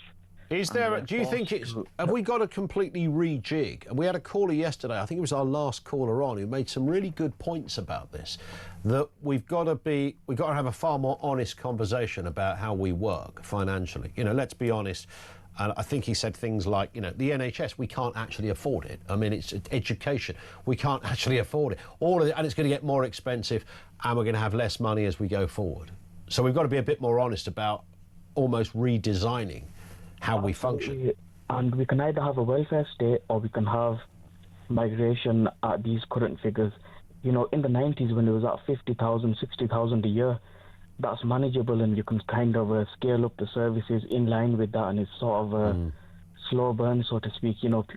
50,000 people spread across the UK is not burdening any hospitals, but we're currently seeing 2 Manchester a year moving to the UK, and it's impossible. And that's mostly legal migration.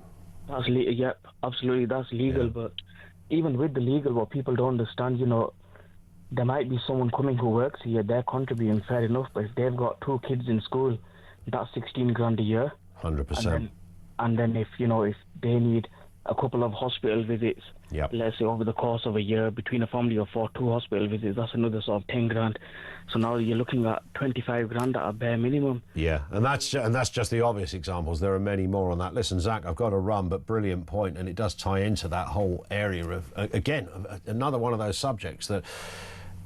do you really want to have that conversation? It's in that ballpark, because politicians don't really want to have that conversation, so they kind of they stick a little cosmetic gloss over a problem and go, oh, that'll be fine, and nobody noticed for a couple of years, and when they do notice, they've taken their pension and legged it for Barbados and now fully retired, writing their memoirs for another big blockbuster deal with the publisher. But nobody goes long term, and I don't mean like 5 years down the line. I'm talking about 20, 30 years down the line. What's the country going to look like, and can we afford it? 0344 499 1000.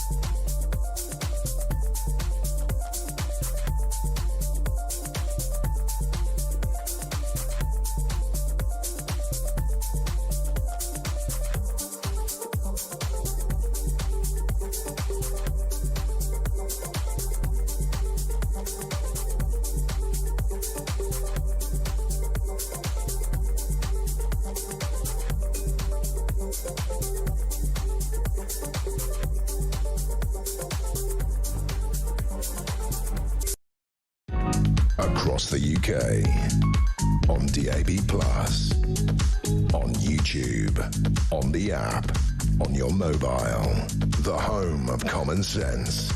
This is Talk. This is indeed Talk, and there is lots to talk about, including this story, which should shock everyone, frankly. This is the BBC.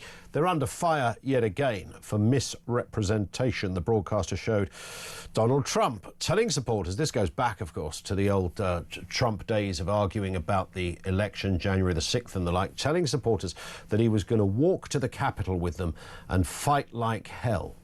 When in fact, he didn't say that. He actually said he'd walk with them to peacefully and patriotically make your voices heard. Let's have a listen to both versions. The first one you'll hear is the fake version. This went out on Panorama, and then it cuts to what he actually said. Have a listen. We're going to walk down to the Capitol, and I'll be there with you. And we fight. We fight like hell. We're going to walk down to the Capitol, and we're going to cheer on our brave senators and congressmen and women. Wow. I mean, it really does. You think, well, surely there's an explanation. Let's look further down into the story. There must be another reason for this. They clearly wasn't that. They would have explained it beforehand and said, what you're going to hear now is a clip of, no, none of that.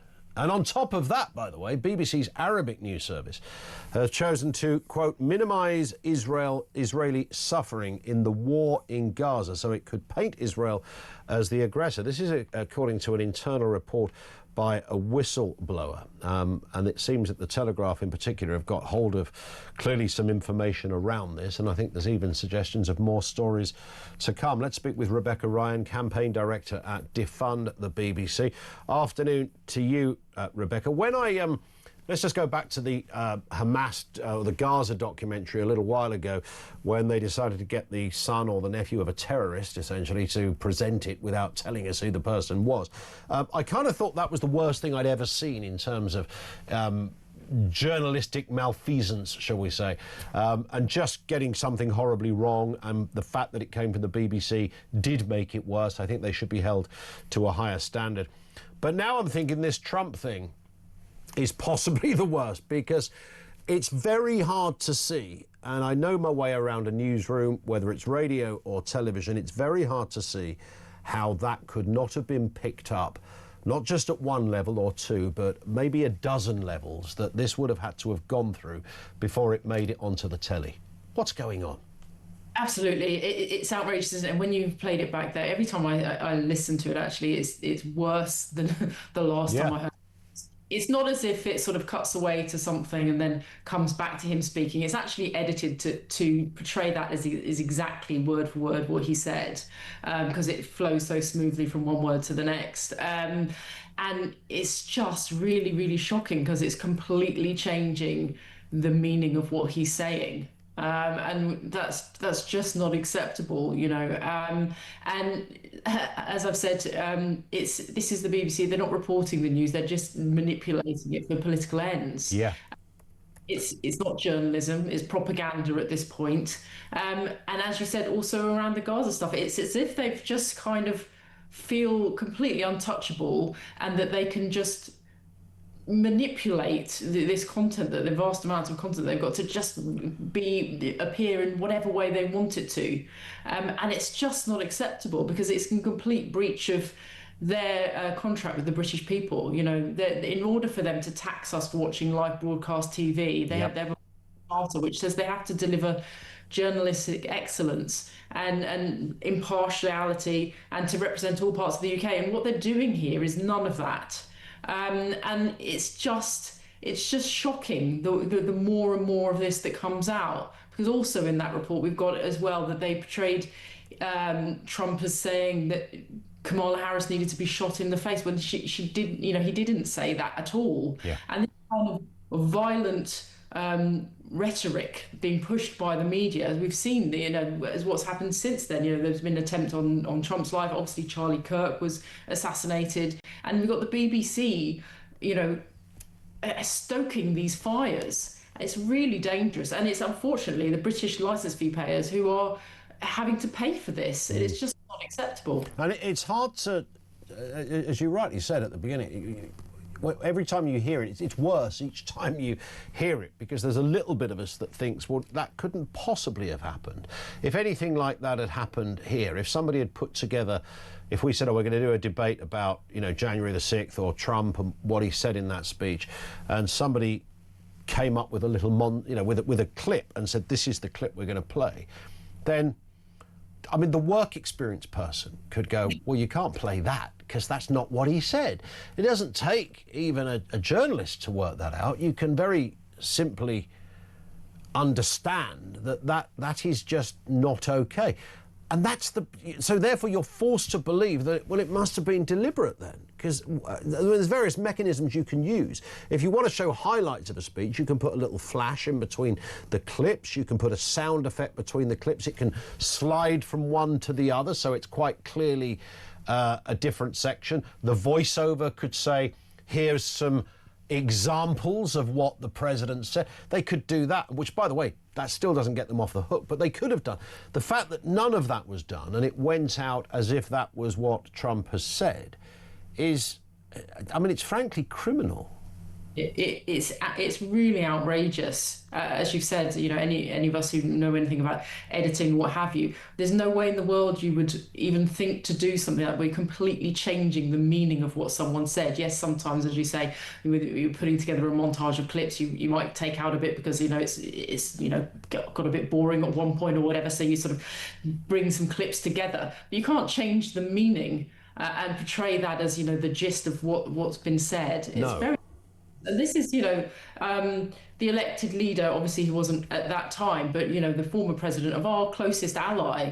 And the BBC is playing really dangerous games here because, you know, they always claim that they've got this, you know, as part of their sort of justification for the licence fee and the amount of money they have, is that they've got this huge global soft power. Well, if you have that global soft power and you're aware of it, then you can't be misusing it in such a dangerous way. Spot on. Listen, Rebecca, thank you for your time. Really appreciate that. Rebecca Ryan is campaign director from Defund the BBC. I mean, it's kind of in another territory of in a very busy territory, by the way, of unfathomable. It's kind of gone to another level, and I'd love to hear. I think the BBC said something like, "Oh, we don't comment on whistleblowers" or something of that nature. I mean, this is. Unless someone's going to come up with, I'd love to. I can't imagine what the excuse would be. Yeah, but in context, I mean, really tricky to be. I did look for it on iPlayer to see if, but it disappeared. It wasn't there. It had completely gone. So it might be hard to get the full context. Maybe it's somewhere, but I can't imagine there is a context to that. It just looks ropey. It looks. It's journalistically unacceptable. That all of that is pretty odd. It doesn't even touch the sides. I mean, it's horrendous. It's absolutely unforgivable what they've done. 0344 499 1000. If you've got any comments to make on that. JB in Aberdeenshire says, do we trust Labour to turn the economy around? Well, they've done that, haven't they? We were at crash stage. Now we're at burn stage. Oh, yes, we've crashed. Now we're burning. Simple as that. JB, thank you. Let's get a voice note on Rachel Reeves from James. Afternoon, Ian. James from Liverpool here. A great show as usual. Just a bit of food for thought. When they came into power, they raised 40 billion with the last budget. A statement then was that she stabilised the economy, and now she's after another 40 billion for another black hole. So basically she's had 80 billion in 18 months. Now, if she continues with this trend, which they are very good at spending, that will work out over 5 years at £266 billion.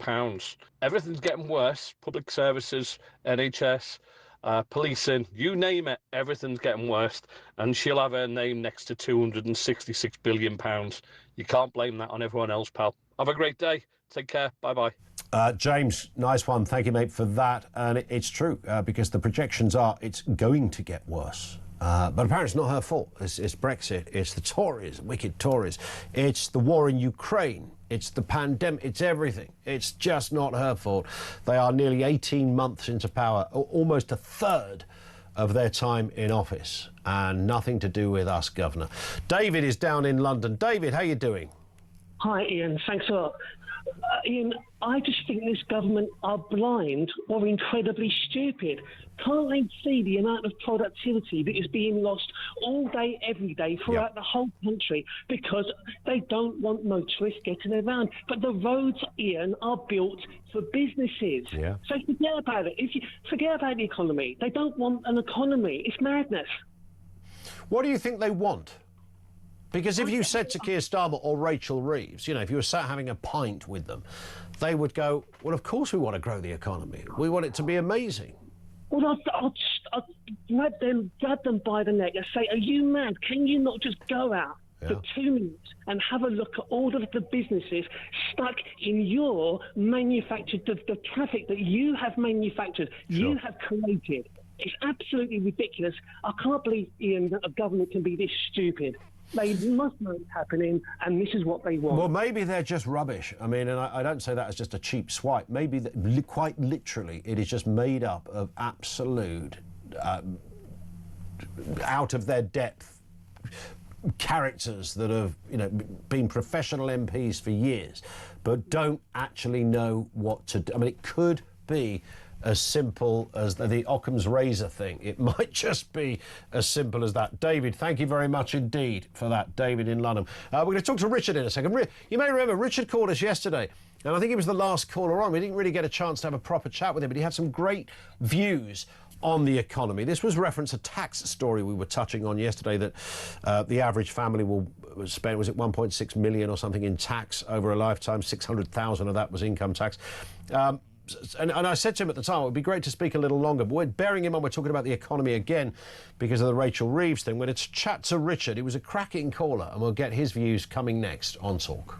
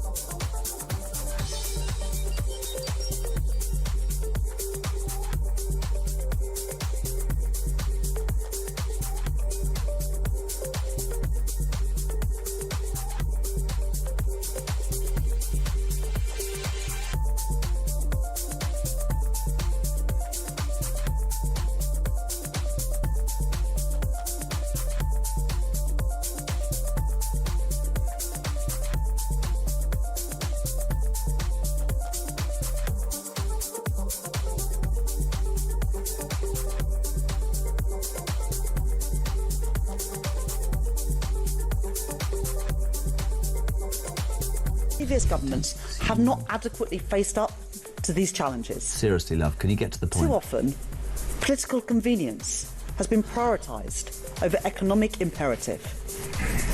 The decision to pursue a policy of austerity after the financial crisis dealt a hammer blow. Hold her a minute. David Wooding, 10-second reaction. How long is it going to be before this woman who doesn't know how to add up just says, I'm going to raise your taxes?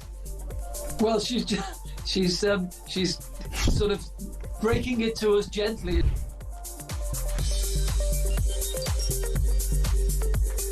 Big news coming this December. Our talkTV app is moving to the Talk app.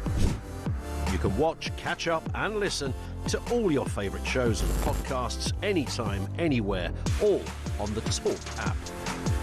From Monday, 1st of December, the talkTV app will no longer exist, so don't miss out. So head over to your App Store or Google Play and search Talk now.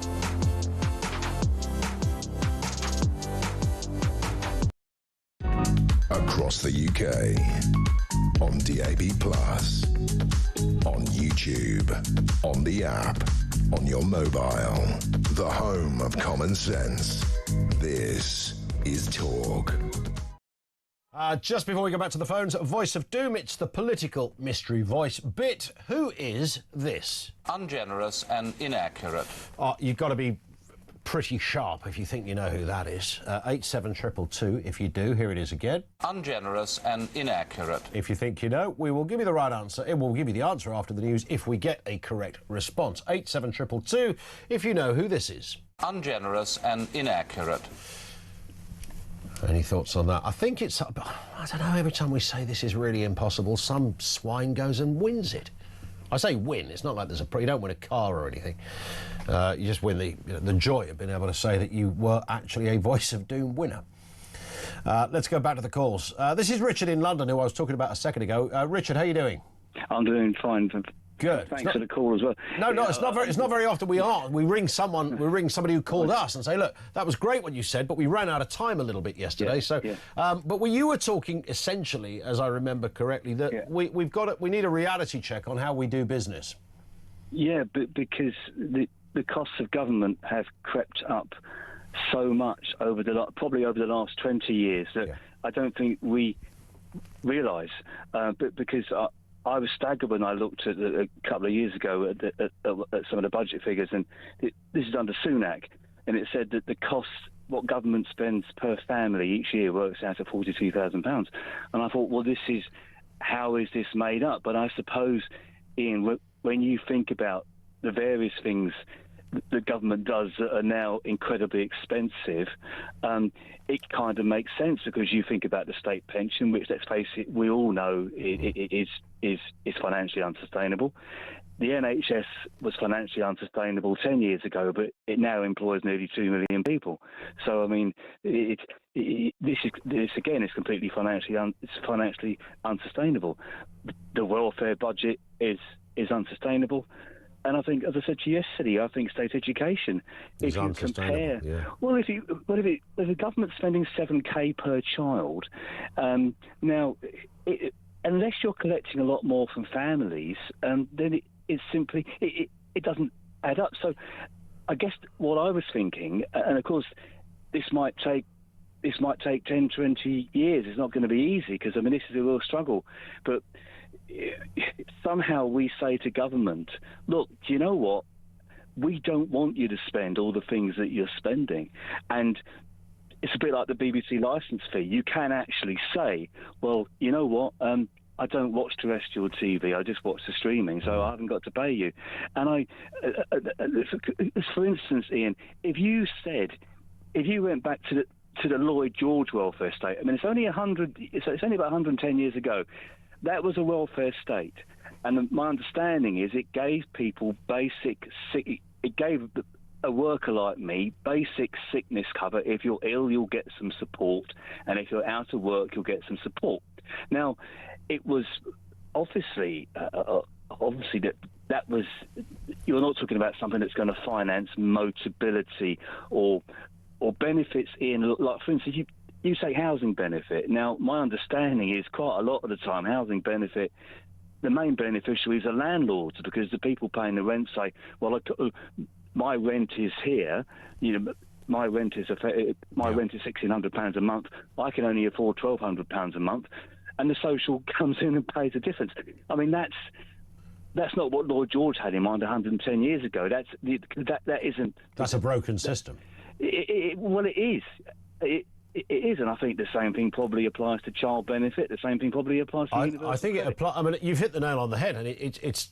I know politicians will go, it's very easy to say these things, but it happens to be true. You don't need to be an economist to work out that all of these big areas, welfare being the obvious one, and NHS connected to that, are unsustainable. And if that is the conclusion, what is the answer? Well, I mean, I think I think you're now seeing. I mean, it's interesting. You said you said to the last caller, are these people competent?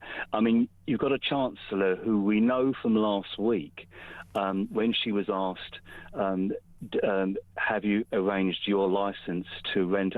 And bear in mind, Ian, this lady was happy to put this house on the rent for £3,200 a month, but she didn't think. Apparently, she tells us.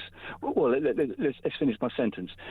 She said in the middle of the week, "Oh, do I need a licence?" Now, she must have known that she or her husband must have known they needed a licence, because they were talking to the lettings agents back in the summer about it. Yeah. Now, can you imagine I'll give you the names of four Conservative chancellors: Phil Hammond, George Osborne, Kwasi Kwarteng, or what was the last guy?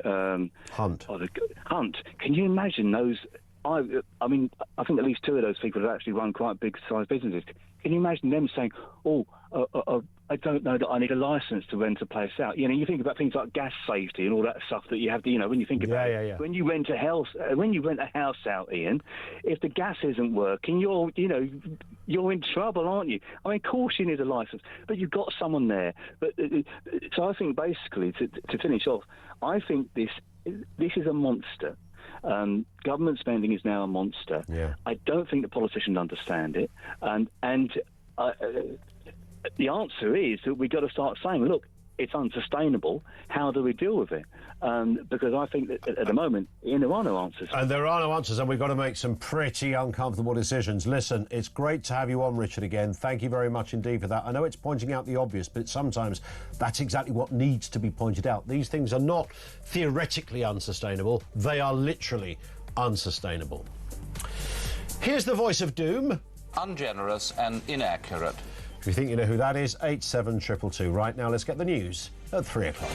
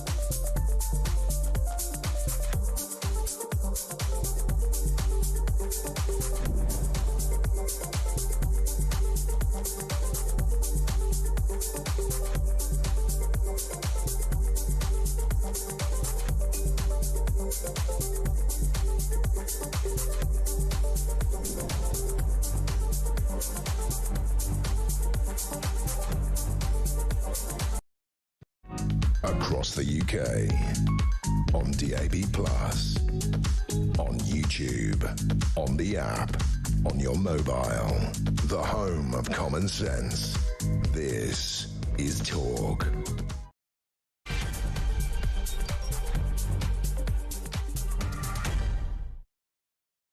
Welcome back. It's the home of common sense, of course. There's so much going on at this, and we are centering on Rachel Reeves. Today, she refused to rule out tax rises at the up-and-coming budget, merely saying she would make necessary choices. The budget takes place on November 26th. It's only 3 weeks away, and of course, we have to remember Labour did pledge emphatically and shouted it from the rooftops that there will be no hike in income tax, VAT or national insurance.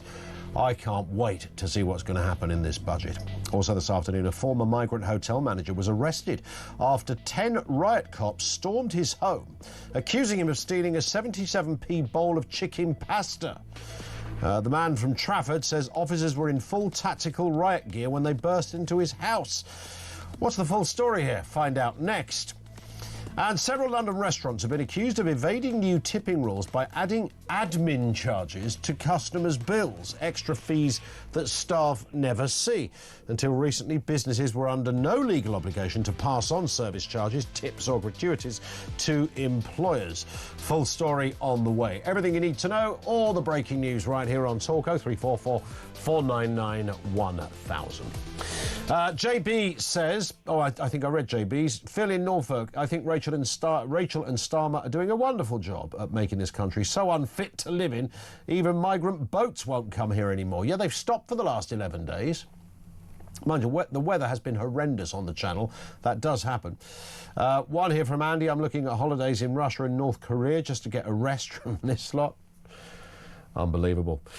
Gary in Westcliff-on-Sea, instead of the police using 10 armed officers in riot gear to arrest a whistleblower for stealing a bowl of pasta, maybe the shocking event in Huntington could have been prevented if they used their resources to capture the suspect who allegedly carried out a stabbing and other offences in the days leading up to the train incident. That is true in theory. The answer to that is that the police were not made aware by any of those incidents until now, until after the train incident. So I think that's how that one's kind of been responded to. But we'll certainly keep our eye on that element of this horrendous story. So let's look at this former hotel manager. He was managing a migrant hotel. And then he obviously stopped working there. He calls himself a citizen journalist. Adam, his name. He's 32, from Trafford. So the cops stormed his house, said, "You're under arrest for burglary," because apparently he was doing some filming at his old haunt, and nicked a 77p bowl of chicken pasta. That might not be desirable to steal anything. 10 riot cops? Seriously? Let's get a little clip of what he had to say. I see 10 police officers on my drive in... 10 police officers. Are you sure? 10? The CCTV doesn't lie. 10 police officers in full riot gear. So I ran downstairs, opened the door. I was like, "Is everything okay?" They barged through and he says, "Are you Adam?" And I said, "Yes." And they said, "You're under arrest for burglary." I said, "Burglary? I said, never burgled anything in my life." And the accusation was taking some chicken pasta and not paying for it. Was there a possibility to pay for it? So there's no possibility to pay, no tills, nobody asking for money. I've ran the numbers through AI of how much it would cost with serving it for 300 people, and they said it would be about 77p. 77p. Let's speak to Isabel Oakeshott, Talks International editor, who carried out that interview with Adam. Isabel, good afternoon to you. I mean, we are living in a sort of upside-down world where we're, almost daily, sometimes by the hour, see these kind of stories where journalistically you look at and go, no, that's not true. Read a bit further down and you'll find the truth. But increasingly that isn't the case, because these things are true. They are quite funny on one level, but deeply unfunny on a more serious level. What the hell is going on with our country? And what the heck happened to Adam? Well, you're absolutely right to say it is sort of funny on one level. I mean, I couldn't help sort of slightly laughing seeing that footage because it is so completely insane, isn't it? And on the other hand, it's not at all funny, A, for the British taxpayer that does not expect police resources to be used in such a way, and B, for poor Adam, who has never knowingly broken any laws in his life until he found himself accused of this so-called burglary. And it wasn't actually at the hotel he had been working in, because that eventually shut down. Okay. After he left that hotel, he went to do a bit of investigating in other hotels, being pretty disillusioned with his experience of working for a long period behind closed doors in a migrant hotel.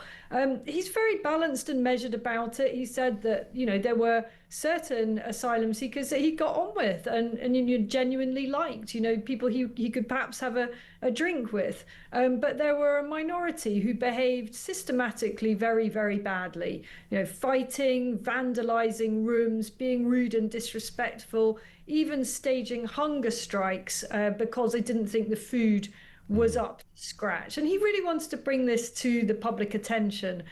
So he slipped into a couple of migrant hotels. Now, I'm not endorsing that or saying that that's the way to go about things, but as far as he was concerned, it didn't involve any kind of break-in because he was just able to walk through the door. As he says, he is a person of mixed heritage. They just sort of thought he was another migrant, and so in he went. But this I suppose this jaunt of his came to a rather abrupt end after he posted some of the footage he got on social media and then had a visit not from PC Plod but from the full riot squad. And it was horrible, genuinely awful experience for him and his elderly mother. And he's still got the possibility of charges looming over him. And I think what this shows us is just how desperate the authorities are, that we, the British people, should not know what goes on behind closed doors in those migrant hotels. They know that it would fuel resentment, that it would fuel anger, and it would fuel righteous indignation about what people are getting for free when British people are struggling, people who have paid into the system all their lives. And it's not just that they're getting it for free. It is the fact that some of them, I'm afraid, are very ungrateful. And here's the thing, and Adam told me this in quite a lot of detail. I'm sure we'll be bringing some more evidence forward. Systematically breaking the law again on these hotel premises, whether it's smoking drugs, whether it is damaging property, whether it's other types of criminality. That is going on inside migrant hotels. And yet it's someone like him who gets arrested. It's beyond extraordinary. I'm not sure whether it's this story or the BBC editing a Trump speech story that has angered me more today. But this one is, it's certainly right up there, isn't it? And of course, the idea that, you know, even PC Plod might show up, or even a community support officer, that would be a bit weird in itself. But you kind of have to wonder that at the police station, at some level, this was... it's not an instant response. It wasn't a 999 call that said there's some, you know, poisonous kryptonite in some pasta that's sitting there in Adam's house. This was obviously a meeting took place. They'd seen the post on Facebook, and someone at a senior level had decided logistically that this was the right response, and we need to send 10 of the boys in riot gear to a bloke's house. I mean, you have to wonder, at what point did somebody make that decision? It's just bizarre, isn't it? You know, I would genuinely, no jokes aside, I'd love to know what the rationale for that was. You know, this is not someone who's any history of violence or causing any trouble whatsoever. So, no, I get that we probably can't have citizen journalists just sort of waltzing in and out of migrant hotels. Frankly, it's probably pretty dangerous for them, given some of the types of people that we're accommodating. I understand that that was a bit of an edgy thing to do, but it shouldn't occupy court time. It shouldn't occupy police time. And, you know, at the very most, I think, as I was saying on Alex Phillips's show earlier, I think just send round a community police support officer if you really feel that there has to be an intervention. And I'm pretty sure Adam would have wound his neck in and would have not done any more such research. Though I must say that it is thanks to citizen journalists who are a bit edgy and can do things that the rest of us perhaps can't, that we are finding out about stuff that we would otherwise not know about. Yeah, but, and there's literally, in that respect, you're right. I mean, we live in curious times, and once in a while somebody does clock a story that they film themselves and they stick it online, and it does become of interest. And certainly some of these videos, and again, we don't endorse it that people do that kind of stuff, but, you know, journalism works in funny ways, and you know, if somebody has got a story like Adam has and he puts it online, you can't unsee it, so it's there for everybody to look at. This won't result in any court time, will it? You just almost know the police are going to go, yeah, we reviewed the case and there's nothing to see here. I'd just like to know who made the decision to send 10 cops to his house. Took away all of his electronic equipment as well, I understand. That's right. And look, I actually don't share your confidence. I think that we live in very strange times. Maybe. I think we live in an environment at the moment, in a climate in which the authorities, and I'm using that word very broadly, from the Prime Minister down to the local police officers, feel that it is necessary to put on a show of force when the little people do anything that might be kind of classified as rising up against the things that we're all fed up about and have to tolerate. And I think, you know, that what that's resulted in is some absolutely breathtaking and totally unjustifiable excesses. You know, we've seen it in the policing of tweets. We've seen it in people being thrown into jail, once again, like Lucy Connolly. And it's just disproportionate. And when ordinary folks have to read about, hear about, or even at worst experience violent crime on our streets, they've got to ask the question, what on earth is the allocation of resources who is deciding to allocate resources in this manner? Yeah. And was Adam able to shine any light on the interview process post-arrest? Was he able to say, you know, because I always think if that was me, you know, the first thing you'd say to the copper is, come on, guys, you know this is nonsense. We all know it's nonsense. What are we doing here? You know, of that nature. Was he able to explain any of that? I think that if that happened to an ordinary person like Adam, or any of us really, you're so shocked in that moment that this has happened, that you're perhaps not reacting with that kind of indignation. You're just desperate to prove that you've not done anything wrong. And I must say, I didn't ask him the question, and the reason I didn't is because he had so much to say that was so jaw-dropping about what goes on inside migrant hotels, and we'll be bringing some more of that to our viewers and listeners in the next few days. Yeah, indeed, there's lots more to come. While you're with us, Isabel, just a quick word, if you would. The Chagos deal apparently has been paused. I mean, this sounds like the news that lots of people wanted to hear, but I'm not going to hold my breath on this. I'm sure there's a technicality or something, and it probably involves the House of Lords. Well, wouldn't it be nice to think that the whole thing will, you know, just disintegrate? But it seems far too far gone for that. You know, we've had these odd sort of legal blips in the past, and unfortunately never seem to come to anything. I mean, all credit to those who are doing everything in their power to stop something that is an absolute historic betrayal and truly incomprehensible. You know, on the day where you've got Rachel Reeves standing up and addressing the nation, saying in so many words, folks, brace yourself because I'm going to come for you and I'm going to give you an absolute financial clobbering. It's just a reminder of how scandalously wasteful this government is with our money. Spot on. Isabel, great to have you on as ever. Thank you. Isabel Oakeshott is Talk's international editor on that curious story, the one with the pasta, as it would be titled. 77p's worth of pasta, 10 riot cops at his front door, searching his house, taking away his mobile phone and electronic equipment. Yes, it's probably not right to enter a place that you're not meant to go into. I know that, but my limited knowledge of the law suggests to me that if you walked into an open building, I don't imagine you could be done for burglary. I've got a funny feeling the burglary charge, or the suggestion of a charge, ain't going to wash. I don't think they're going to get away with the burglary thing. We are going to watch with interest as to where this one goes, and of course we will fully update you. Let's get a call. Let's go back to Rachel Reeves. Boomerang Rach. Do you trust Labour to turn the economy around? Malcolm's in Warrington. What have you got for us, Malcolm? Afternoon to you. Thanks, Ian, for taking me call. Pleasure. I'm sick to death of people coming on your show saying the pension is unsustainable, the triple lock is unsustainable. They never mention about the migrants coming in, doing nothing. Well, that gets mentioned literally almost every 5 minutes.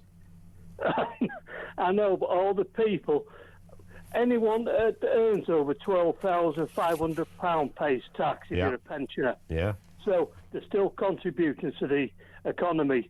It's a good point. People that leave school, go straight on. But do you understand, Malcolm, our last caller was making the point that that system is unsustainable. Yeah, but no one ever talks about it. Exactly. I think that was rather his point. It was the fella that come on that was banned from the Labour Party. He had his pass took away. Matthew, I can't think of his second name, but he wasn't allowed into the Labour Party conference. Matthew Talbot. That's the fella. And he said the pension is unsustainable. It's an absolute... It's not... People are still paying. If they get in a pension, they're still paying tax and everything else. They are still paying tax, but that doesn't mean to say that the first bit, the 12.5 grand, could go on. You know, when they designed this in 1948 or whatever it was, the population of this country, even if you take migration out of the situation, the population of the country has just grown to a level where someone's got to have a reality check here, haven't they? And say, well, look, OK, I mean, the idea, obviously, you've paid into it throughout your life. It's not free money. You've literally paid your taxes and your national insurance so that you get a pension. But can it seriously continue in 20 years' time where we'll have even more people claiming a pension? Well, there's less people working, and people that just sort of say, well, I can't work, I've got... I mean, the thing is, years ago, I've got a bad back, I can't work. That's gone out the window now. I've got stress and anxiety and everything else, I can't work. If these people claim benefits, why aren't they taxed on it? Well, I guess it never gets to the stage where there's anything to tax, does it? If you're getting 50 quid a week. Oh, they get a lot more than 50 quid a week, believe me, Ian. Well, it depends who it is, doesn't it? I mean, if you are literally just on your basic benefit, whatever that might be, you're not going to be getting thousands, are you? Oh, no. But, I mean, they don't want to work, so the problem is there's less people paying into the economy because there's no one working. Yeah. And all they're doing is looking at the people that are paid in all the time. And they're saying, right, we'll go after these people. Yeah, you're right. You're absolutely right. It's the same thing. The only people governments can go after are people who've got money. There's no point in trying to tax people who haven't got any because, well, they haven't got any. Malcolm, thank you very much indeed for that. I hear you, Malcolm, in Warrington. There does seem to be, I think everybody can cite their own injustice in all of these things. Let me remind you, by the way, we're about to do the Voice of Doom. Have we got a winner? Find out in a second. Don't forget, of course, to switch apps. If you're currently listening on the talkTV app, get rid of that beast and replace it with the Talk app. The Talk app is where you can... all your favourite shows, podcasts will continue, OK? That's where it's going to be. So from Monday, the 1st of December, the talkTV app simply will not work. It's going to be put into the shredder, but replaced with a beautiful, shiny, gorgeous, easy to use and access to it. The Talk app is the one to go to. App Store, Google Play, do it now, whichever one you use, and that's where you can watch, listen, and all the rest of it. Right, Voice of Doom. We've been playing... This was only day 2, I think, of the Voice of Doom. Day 2. Here's the voice. Ungenerous and inaccurate. So you're looking for a political voice, which is quite interesting because one of the first guesses was Leslie Crowther, who used to be, I think, a comedian and a talk show, game show host. Robert Runcie... No, wasn't he the Archbishop of Canterbury? I think so. Jeremy Thorpe, no. Norman Tebbit, no. Desmond Swain, no. Alec Douglas Hume, no. Simon Hoare, no. But we did get a winner, which is slightly disappointing. Russ in Stoke-on-Trent guessed it first. Norman St John Stevens was your man. Dave in Newcastle and Mike in Essex also guessed correctly too. So well done for that. That means we've got to find a new one for tomorrow. Norman St John Stevens, former, I think, Conservative MP. And I got him down as a campaigner of some sort. I don't know why. Maybe he was. Look him up, Google him if you're not sure. 0344 499 1000. This is Talk. We're back with more from you after this.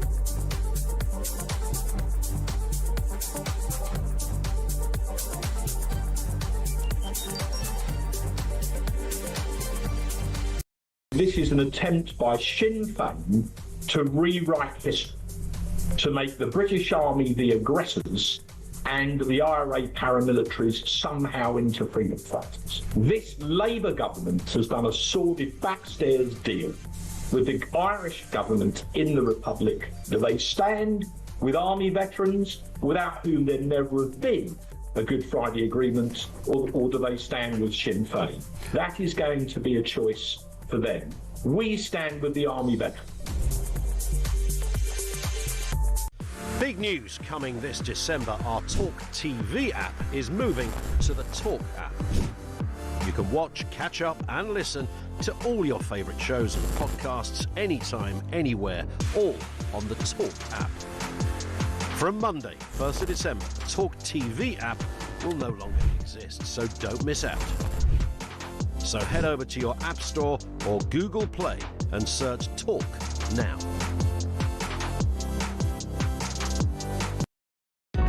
Across the UK, on DAB+, on YouTube, on the app, on your mobile, the home of common sense. This is Talk. We're also talking about the BBC. What the heck's going on with the Panorama Trump-edited video? Not everybody shares the view of shock. This comes from Matthew. Hi Ian, Matthew in Lincolnshire. Far be it from me to defend old Auntie Beeb. Is it possible they just lifted it wholesale from one of the American networks, NBC, ABC, MSNBC, you know the deal? I'd be surprised if one of them didn't broadcast the same thing first, that's all. So on this occasion they may just be guilty of plagiarism rather than misrepresentation. Just a thought, question worth asking. Thanks. Entirely possible, but that doesn't change the offence, of course, because you'd still look at it and go, you know, did he say that? You know, is that... You can, if you look closely, you can tell visually that it's not the same smooth clip. It's been edited.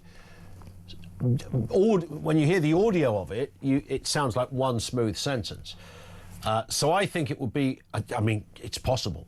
I mean, in a way, that makes it even worse, because then you're dealing with two crimes. You're dealing, one, of the fake news thing, and the other of serial journalistic ineptitude in just simply cut and pasting somebody else's work. We will watch and see what the BBC say on this one. Let's talk Rachel Reeves. Paul's in Newport. What have you got for us, Paul? Good afternoon to you. Good afternoon to you, my friend. I've heard a lot of people saying Rachel Reeves' speech this morning, half hour of vacuous guff, blah, blah, blah, no one knew anything. Yeah. I disagree completely. I absolutely think Rachel was very clear about what she was saying. And what she was saying is if you want less stress in your life, but you're not having to worry about the Chancellor's budgets and you want a guaranteed income to lend in the bank every week, you want benefits. Yeah. Because benefits will not be hit at all. And so you sort of think, I stand there thinking, well, like the rest of the planet, I'm thinking, oh my God, 26, what's going to happen? Christmas time, dare I do this, dare I do that, you know? And yet we know the benefits will not be touched in any way, shape or form. And if you could just cut me some slack on this, right? You know, you were asking Richard, and you said to Richard, how do you fix the economy? Yeah. To me, there is a way to do it, but it's so unpalatable, it will never happen, right? And this is the way. We all know, any of those who've got, you know, we're sort of slightly brighter than the Dibbos. Over the years, probably 20, 30 years, politicians have bought the vote by increasing budgets, by increasing benefits. That's what they've done. The Labour Party were brilliant at it. Every time there was an election, we're going to put 20 quid here, we're going to put £10 on there, blah, blah, and they bought the vote. Now, the problem is that if you cannot be making a contribution, but you get your say in the vote. My solution would be, unpalatable as it is, if only net contributors got the vote and they decided that someone with stress should get a free car, then we'd have nothing to moan about. Because we, as the people who put the money in, said, no, give those people a nice shiny vehicle. And it takes away that, well, hang on, why am I working like an absolute dog, driving around in a 21-year-old Vauxhall Corsa with 166,000 miles on the clock, and I see people who are just, you know, on the old rock and roll, as we used to call it, driving around in brand new vehicles. Do that, but aren't they people that have gone through, you know, the most rigid of tests in order to get to the point where you can get it? I know there's a big question mark on this. Well, so that was the same rigid test that sent 10 coppers round for a guy who nicked 77 pence with a pasta. Yeah, that test. I just think the reason we're all getting so animated about it is because I stand here and I'm in my 60s now and I've paid shed loads in tax and NI and all this sort of stuff. I manage a small business, and we've spoken before. I manage a small business and it's getting harder and harder and harder. And I look around and there I am in my trusty old Corsa and I see people and I know of people who live a better life than me. And there's always going to be, I get it. And there's always been, you know, when I grew up, there was probably, you know, I always say this, I can think of half a dozen houses on our estate that were a stone's throw from where we lived, that were all playing that game. They knew every trick in the book. They knew how to get it. It wasn't even a disability thing. There was nothing to do with disability. It was just different ways that you could kind of claim different benefits. And as the kids grew up, they then went on to the benefits as well. And they all had holidays. Well, we couldn't afford a holiday. So, you know, you look at that stuff and you think, how the heck does that happen? How is Ray round the corner, who's never done a day's work in his flipping life? Why is he currently on the Costa del Sol? And my dad's up a ladder on a cold morning painting people's houses. Yeah, but if we'd voted for that guy, to get enough benefits to go on his holiday in the Costa del Sol, then we have nothing to moan about. That's a very good point. The problem we have is that the reason we're all moaning about it is because I didn't vote for people to get a free car. I didn't vote for people to say, hey, I'm feeling a bit stressed out, I'm not going into work for the rest of the year, and so they picked up all this cash. I didn't vote for that. Someone else voted for that. And then when you go back to the root cause and say, yeah, but the reason it's there in the first place is because politicians knew it was a vote winner. The problem is now, I mean, we talk of, is it 1.2 million people between 18 and 24 off with stress? Yeah. That's 1.2 million votes. That's a lot of votes, and you're not wrong. I mean, is there some strange gerrymandering going on in the welfare system? Paul, thank you, mate, for that. Really appreciate it. This comes from, I'm going to read this out on the back of that, because Sam in Lancashire says, I'm sick of this. Fraud in PIP is 0.04%. Would you like to live off PIP and be disabled? I'd swap bodies now. Why not recover all COVID loans? What were the fraud levels in those? Why not cut the subsidised meals in Parliament? They're not subsidised, they're just not profit-making. Why is the House of Lords on 300 quid a day to keep on the benches, etc., says Sam. I get some of that. I mean, yeah, I mean, I certainly halve the House of Lords.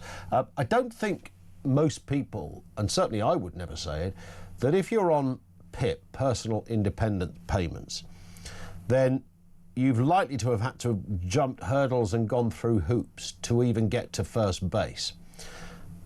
And what Sam says is absolutely true. I don't think anyone has a problem with that. Anyone has a problem with those that need it getting it. The suspicion is that some people need, not necessarily PIP, because it's not, you know, PIP is almost the catch-all phrase now for talking about anything related to a mental health issue like anxiety. I think it's just the general view that some people are off with what would just be mild anxiety. So not necessarily PIP. I don't honestly know anyone, I've never heard a politician, left, right or in the middle, say we shouldn't help people who are disabled. In fact, the one thing most people would say is, I'm quite proud that my tax pounds go to help people who have a disability, who have issues functioning, ability to earn an income, can't do full hours, whatever the case is. That's almost the dictionary definition of what we should be paying money towards. It's the chances that aren't in that category that I think people have a problem with. 0344 499 1000. We're going to talk strange admin charges that are popping up on some people's bills when they go to a restaurant. What is going on? This is Talk.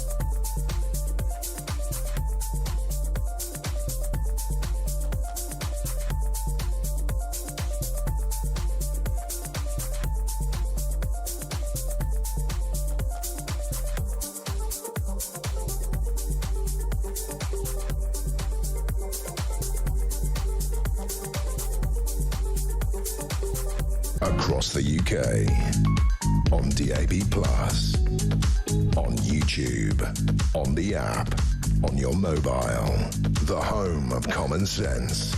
This is Talk. Somebody here says President Trump should sack the BBC and sue the hell out of them. I don't know if he can sack the BBC. He doesn't own the BBC, but the BBC do broadcast in the United States, and he's made the point that he sees them as problematic as some of the channels that he doesn't like in the United States. So I think he's across it in that respect. This one comes from Ray. You cannot commit burglary by entering as a trespasser, even if you left your front door open. A hotel will be treated as a dwelling. In short, you don't need to break in. There is a 9(1)B burglary, but I won't bore you any further. I think that's the technical kind of offence thing. And Ray's a retired cop, so I think he might know. Lee says, when my mum was dying from primary lung and secondary brain cancer, I was at the hospital getting something to eat in the canteen. Ordered a dish of vegetable casserole. The lady at the till thought my Manchester City fleece meant I was a cleaner, so charged me £1.77. I'm delighted to hear that there was a strange discount by pretending, well, not pretending, somebody thinking you did something else. It's an interesting one. Thank you for that, Lee. Let's move to this story. Several London restaurants have been accused of evading new tipping rules by adding admin charges to customers' bills, extra fees that the staff never receive. Until recently, businesses were under no legal obligation to pass on service charges or tips or gratuities to employees, which seems extraordinary. Fears over withheld tips prompted by the Employment Allocation of Tips Act 2023 legislation were first proposed in 2016. Let's speak with Michael Kill, CEO of the Nighttime Industries Association. I've never seen an admin charge, Michael, on my bill, but apparently it's becoming more popular. Good afternoon. Good afternoon. And yeah, I mean, it's a worrying trend, as you can appreciate. We fought very hard to get to a point where there was a fair and transparent position for tips to be passed on. So this sort of revelation moving forward in terms of brand fees and admin fees is a worrying sort of trend. I know it's not something that I'm seeing right the way across the industry, but the worrying part is we're starting to see it emerge, which brings about some questions around the robustness of the legislation in place at the moment. Yeah, and it sounds as if this is being done purposefully to avoid something. I mean, I can't think of any other reason. Well, there's lots of things that, I mean, look, the industry is in a hugely challenging situation at the moment. Sure. We know that through the level of costs, the current budget that's coming up, where we know that we're worried that it's going to hit us harder. That's no excuse to take money out of people's pockets in terms of our staff and the important people that work within our industry. But the reality is, you know, as time goes on, people will try and circumvent this legislation or position, and it's for us to make sure that people are acting appropriately, fairly, and proportionate, but inclusively. I think the key thing about the legislation is that it's fair, and it's transparent, and it's just worrying here that these admin fees or brand fees are not transparent. It's not clear what they're for, and it's not clear where they're going, which brings about a lot of questions. In terms of the, I mean, if I saw the words admin fee on my bill, I'd think that's kind of a bit extraordinary. I mean, I find it weird if you book a ticket for a gig and they charge you an admin fee. I've never quite understood what the hell that's about. I'm already buying the ticket, and particularly now that you buy stuff online where there isn't a physical person who's processing it and then licking an envelope and sending you your tickets. All of that stuff's gone. So that's a bit weird. But in a restaurant, that would be doubly strange. It is. I mean, it's an odd term, as you can appreciate, for a restaurant. I mean, we understand booking fees, but that's all transparent and upfront. People understand what it is. You know, you don't get your bill until the end of your meal. So to have an admin fee that's at the back that's potentially not advertised or not transparent is a worry. If you book tickets, you have the choice at the point of purchase whether you want to accept that position. So the challenge we have is, what's it mean? Where does it position us? How does it circumvent the legislation as it profits, and where does that money go to? And I think that transparency element and fairness element is relevant. And I think, you know, the market, the consumers out there will make that decision as they start to experience this and see those costs come in, and they will start to ask the questions, as many do. You know, I always ask the staff, do you get your tips? You know, whatever gratuity comes in, do you get it? And that predetermines what I do with my money after the bill and whether I tip or give a service charge over and above. Yeah. Fair point, Michael. Thank you very much indeed for that. Michael Kill, CEO of the Nighttime Industries Association. Have you ever taken the service charge off a bill? Once I did that. And sometimes, by the way, there are some places you go to and there's a service charge added when you've just been to the bar to buy a pint. And I don't think that's the spirit of a service charge, frankly, that you add a real 50p service charge for a pint.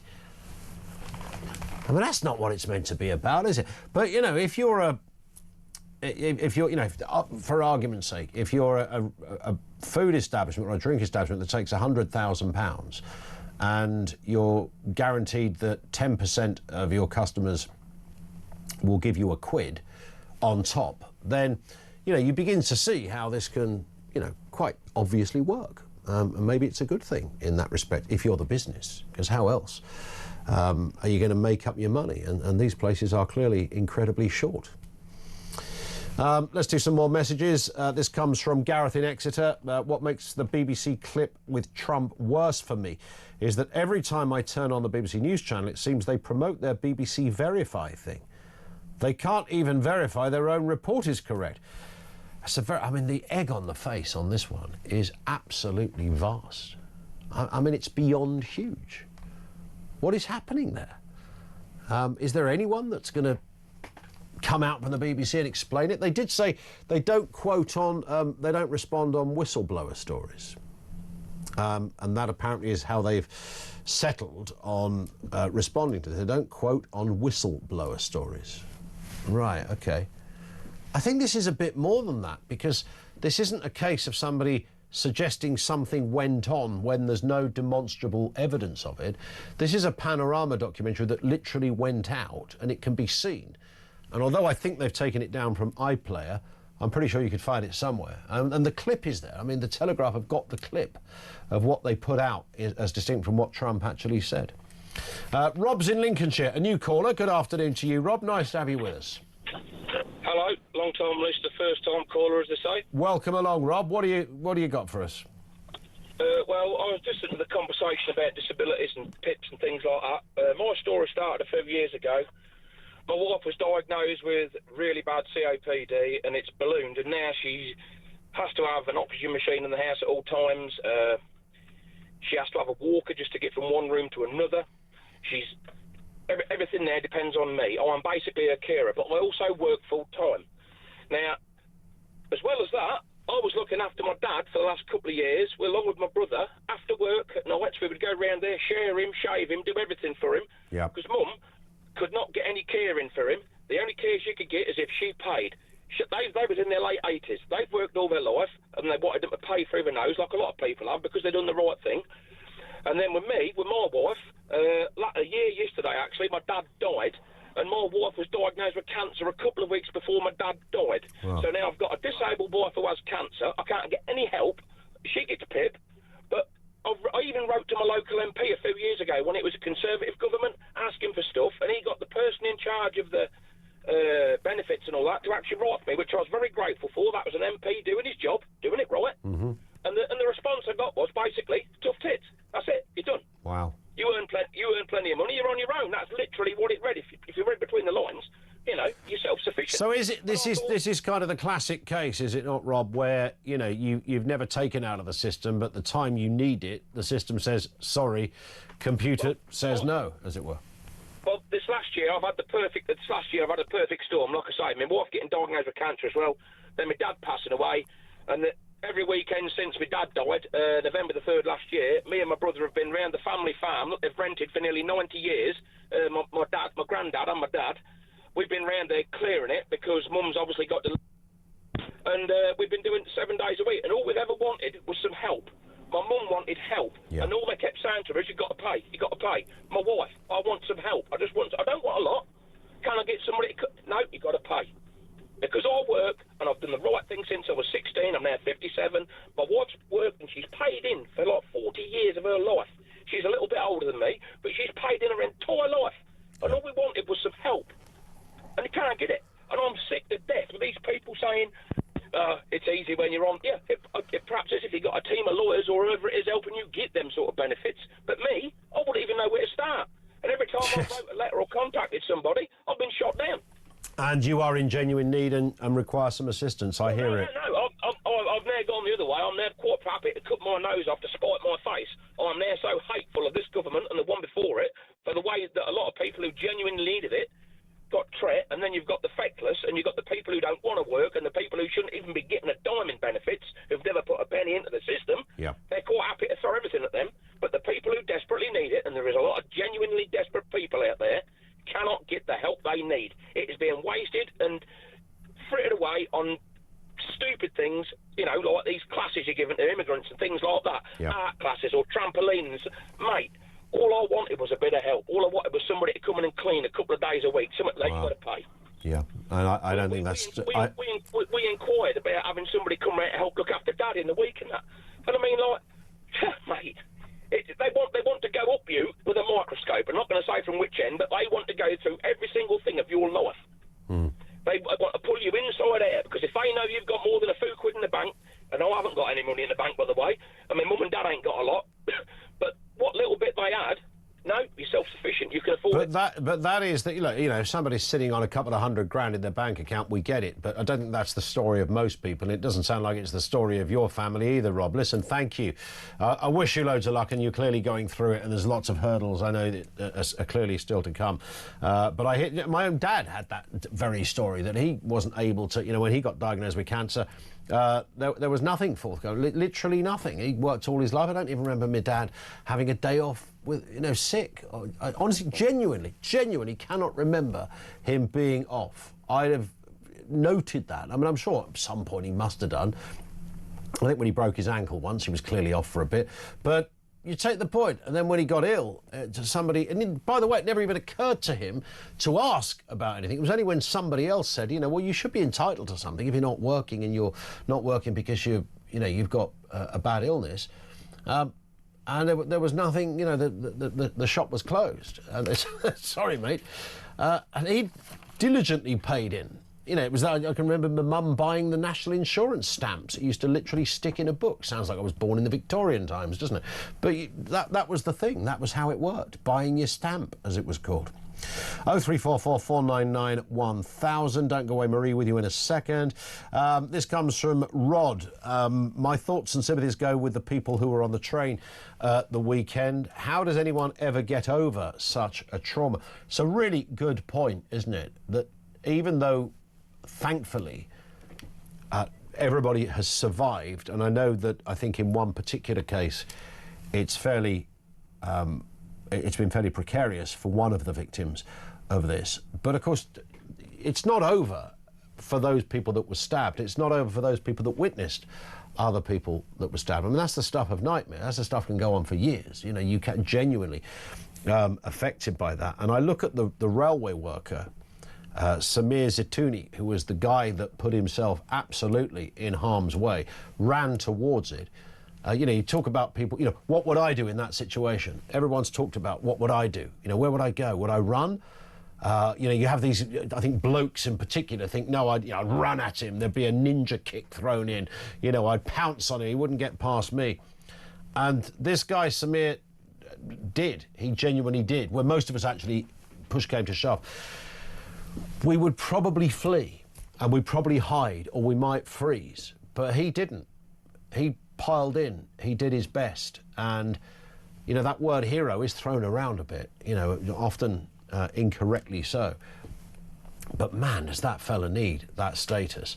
And I genuinely hope that, he is recognised for being able to save, quite clearly and demonstrably save people's lives against the carnage of a frenzied attack on multiple members of the public. I don't think I would be a Samir in that situation. I don't think most people... You'd like to think you would, and who knows how you would react. But thank goodness we have people like him among us who can respond in that just incredible way. Marie is in Stroud in Gloucestershire. Marie, what have you got for us? Oh, sorry. Yeah, hi. It's all right, you don't have to say sorry. Sorry, I'm just tired of hearing about all the negativities of PIP. It's just not like this. When I applied for DLA, which it was originally called, right? Disability Living Allowance. Disability Living Allowance, right? It was 2 units, care and mobility. Okay. And it was really difficult to get, There was no messing about. You had to go and see somebody and talk to them. You had to do tests in front of them. It was hard. And if you got it, you were like, whoa, I've got it. Yeah. And then they changed it to include mental health, right? But it's not written for mental health. It's written for mobility and for care. So what they need to do is separate. They need to have PIP for mobility and care like they've always had, and then they need to start a different one for mental health. Yeah, who've got mental health issues. You might think they'd already done. I didn't know that. I wasn't even aware of that. Marie, I've got to cut in, and I know it's short and sweet, but thank you for pointing that out. I had no idea that's how that functioned. Thank you to Marie in Stroud. Back with more from you coming next on Talk.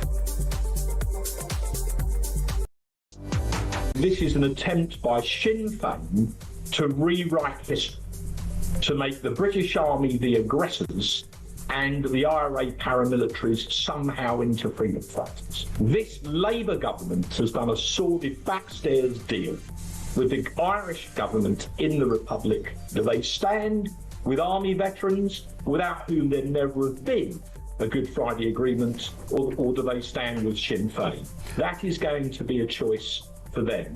We stand with the army veterans. Big news coming this December. Our talkTV app is moving to the Talk app. You can watch, catch up and listen to all your favourite shows and podcasts anytime, anywhere, all on the Talk app.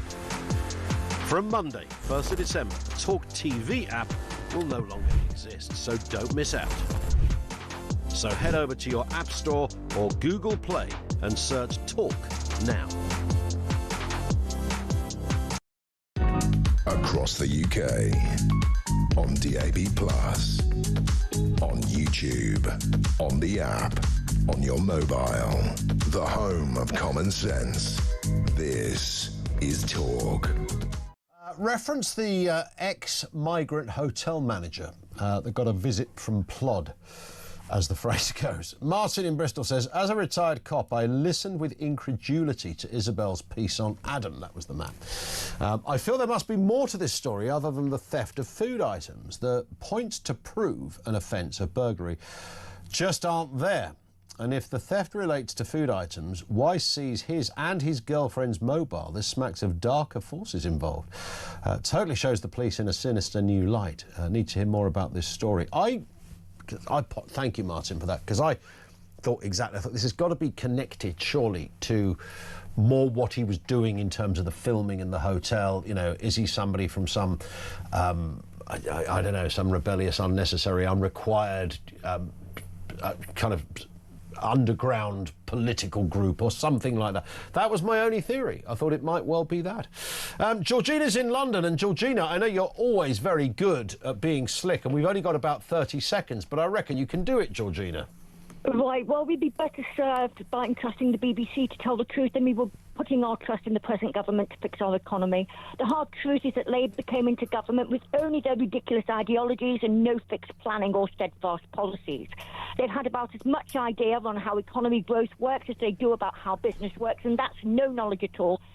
It's time for passing the bucks over now. We're all over that, and we're not being taken in by it. We are all too well aware of the dire state of our country and its economy. We see evidence of that all around us every day. We've been gaslit and lied to more times than I care to mention. But if Labour continue in this economic death spiral, then our country and the economy is finished. People understand and accept that our country's economy, to get it working again, that they pay their taxes. And they're willing to invest in their country, Ian, if they can see the benefits from the fruits of their labour. But when the people are being taxed into oblivion and have nothing to show for it, then discontent will be visceral. You are right and spot on. And on that point, Georgina, fluent stuff, fast and to the point as ever. Thank you. Peter Cardwell. Hello, sir. You look different. I don't know why. Is it the jacket? Maybe I have a slightly different jacket on today. Do you not usually wear a jacket? I sometimes wear a jacket, but this is a very interesting conversation. The main reason I wear a jacket at this time of year is because I have a ceramic poppy that I buy new one every year. You're trying to avoid nipple injury. Yeah, you just want to, you can't put it in the old shirts. Never go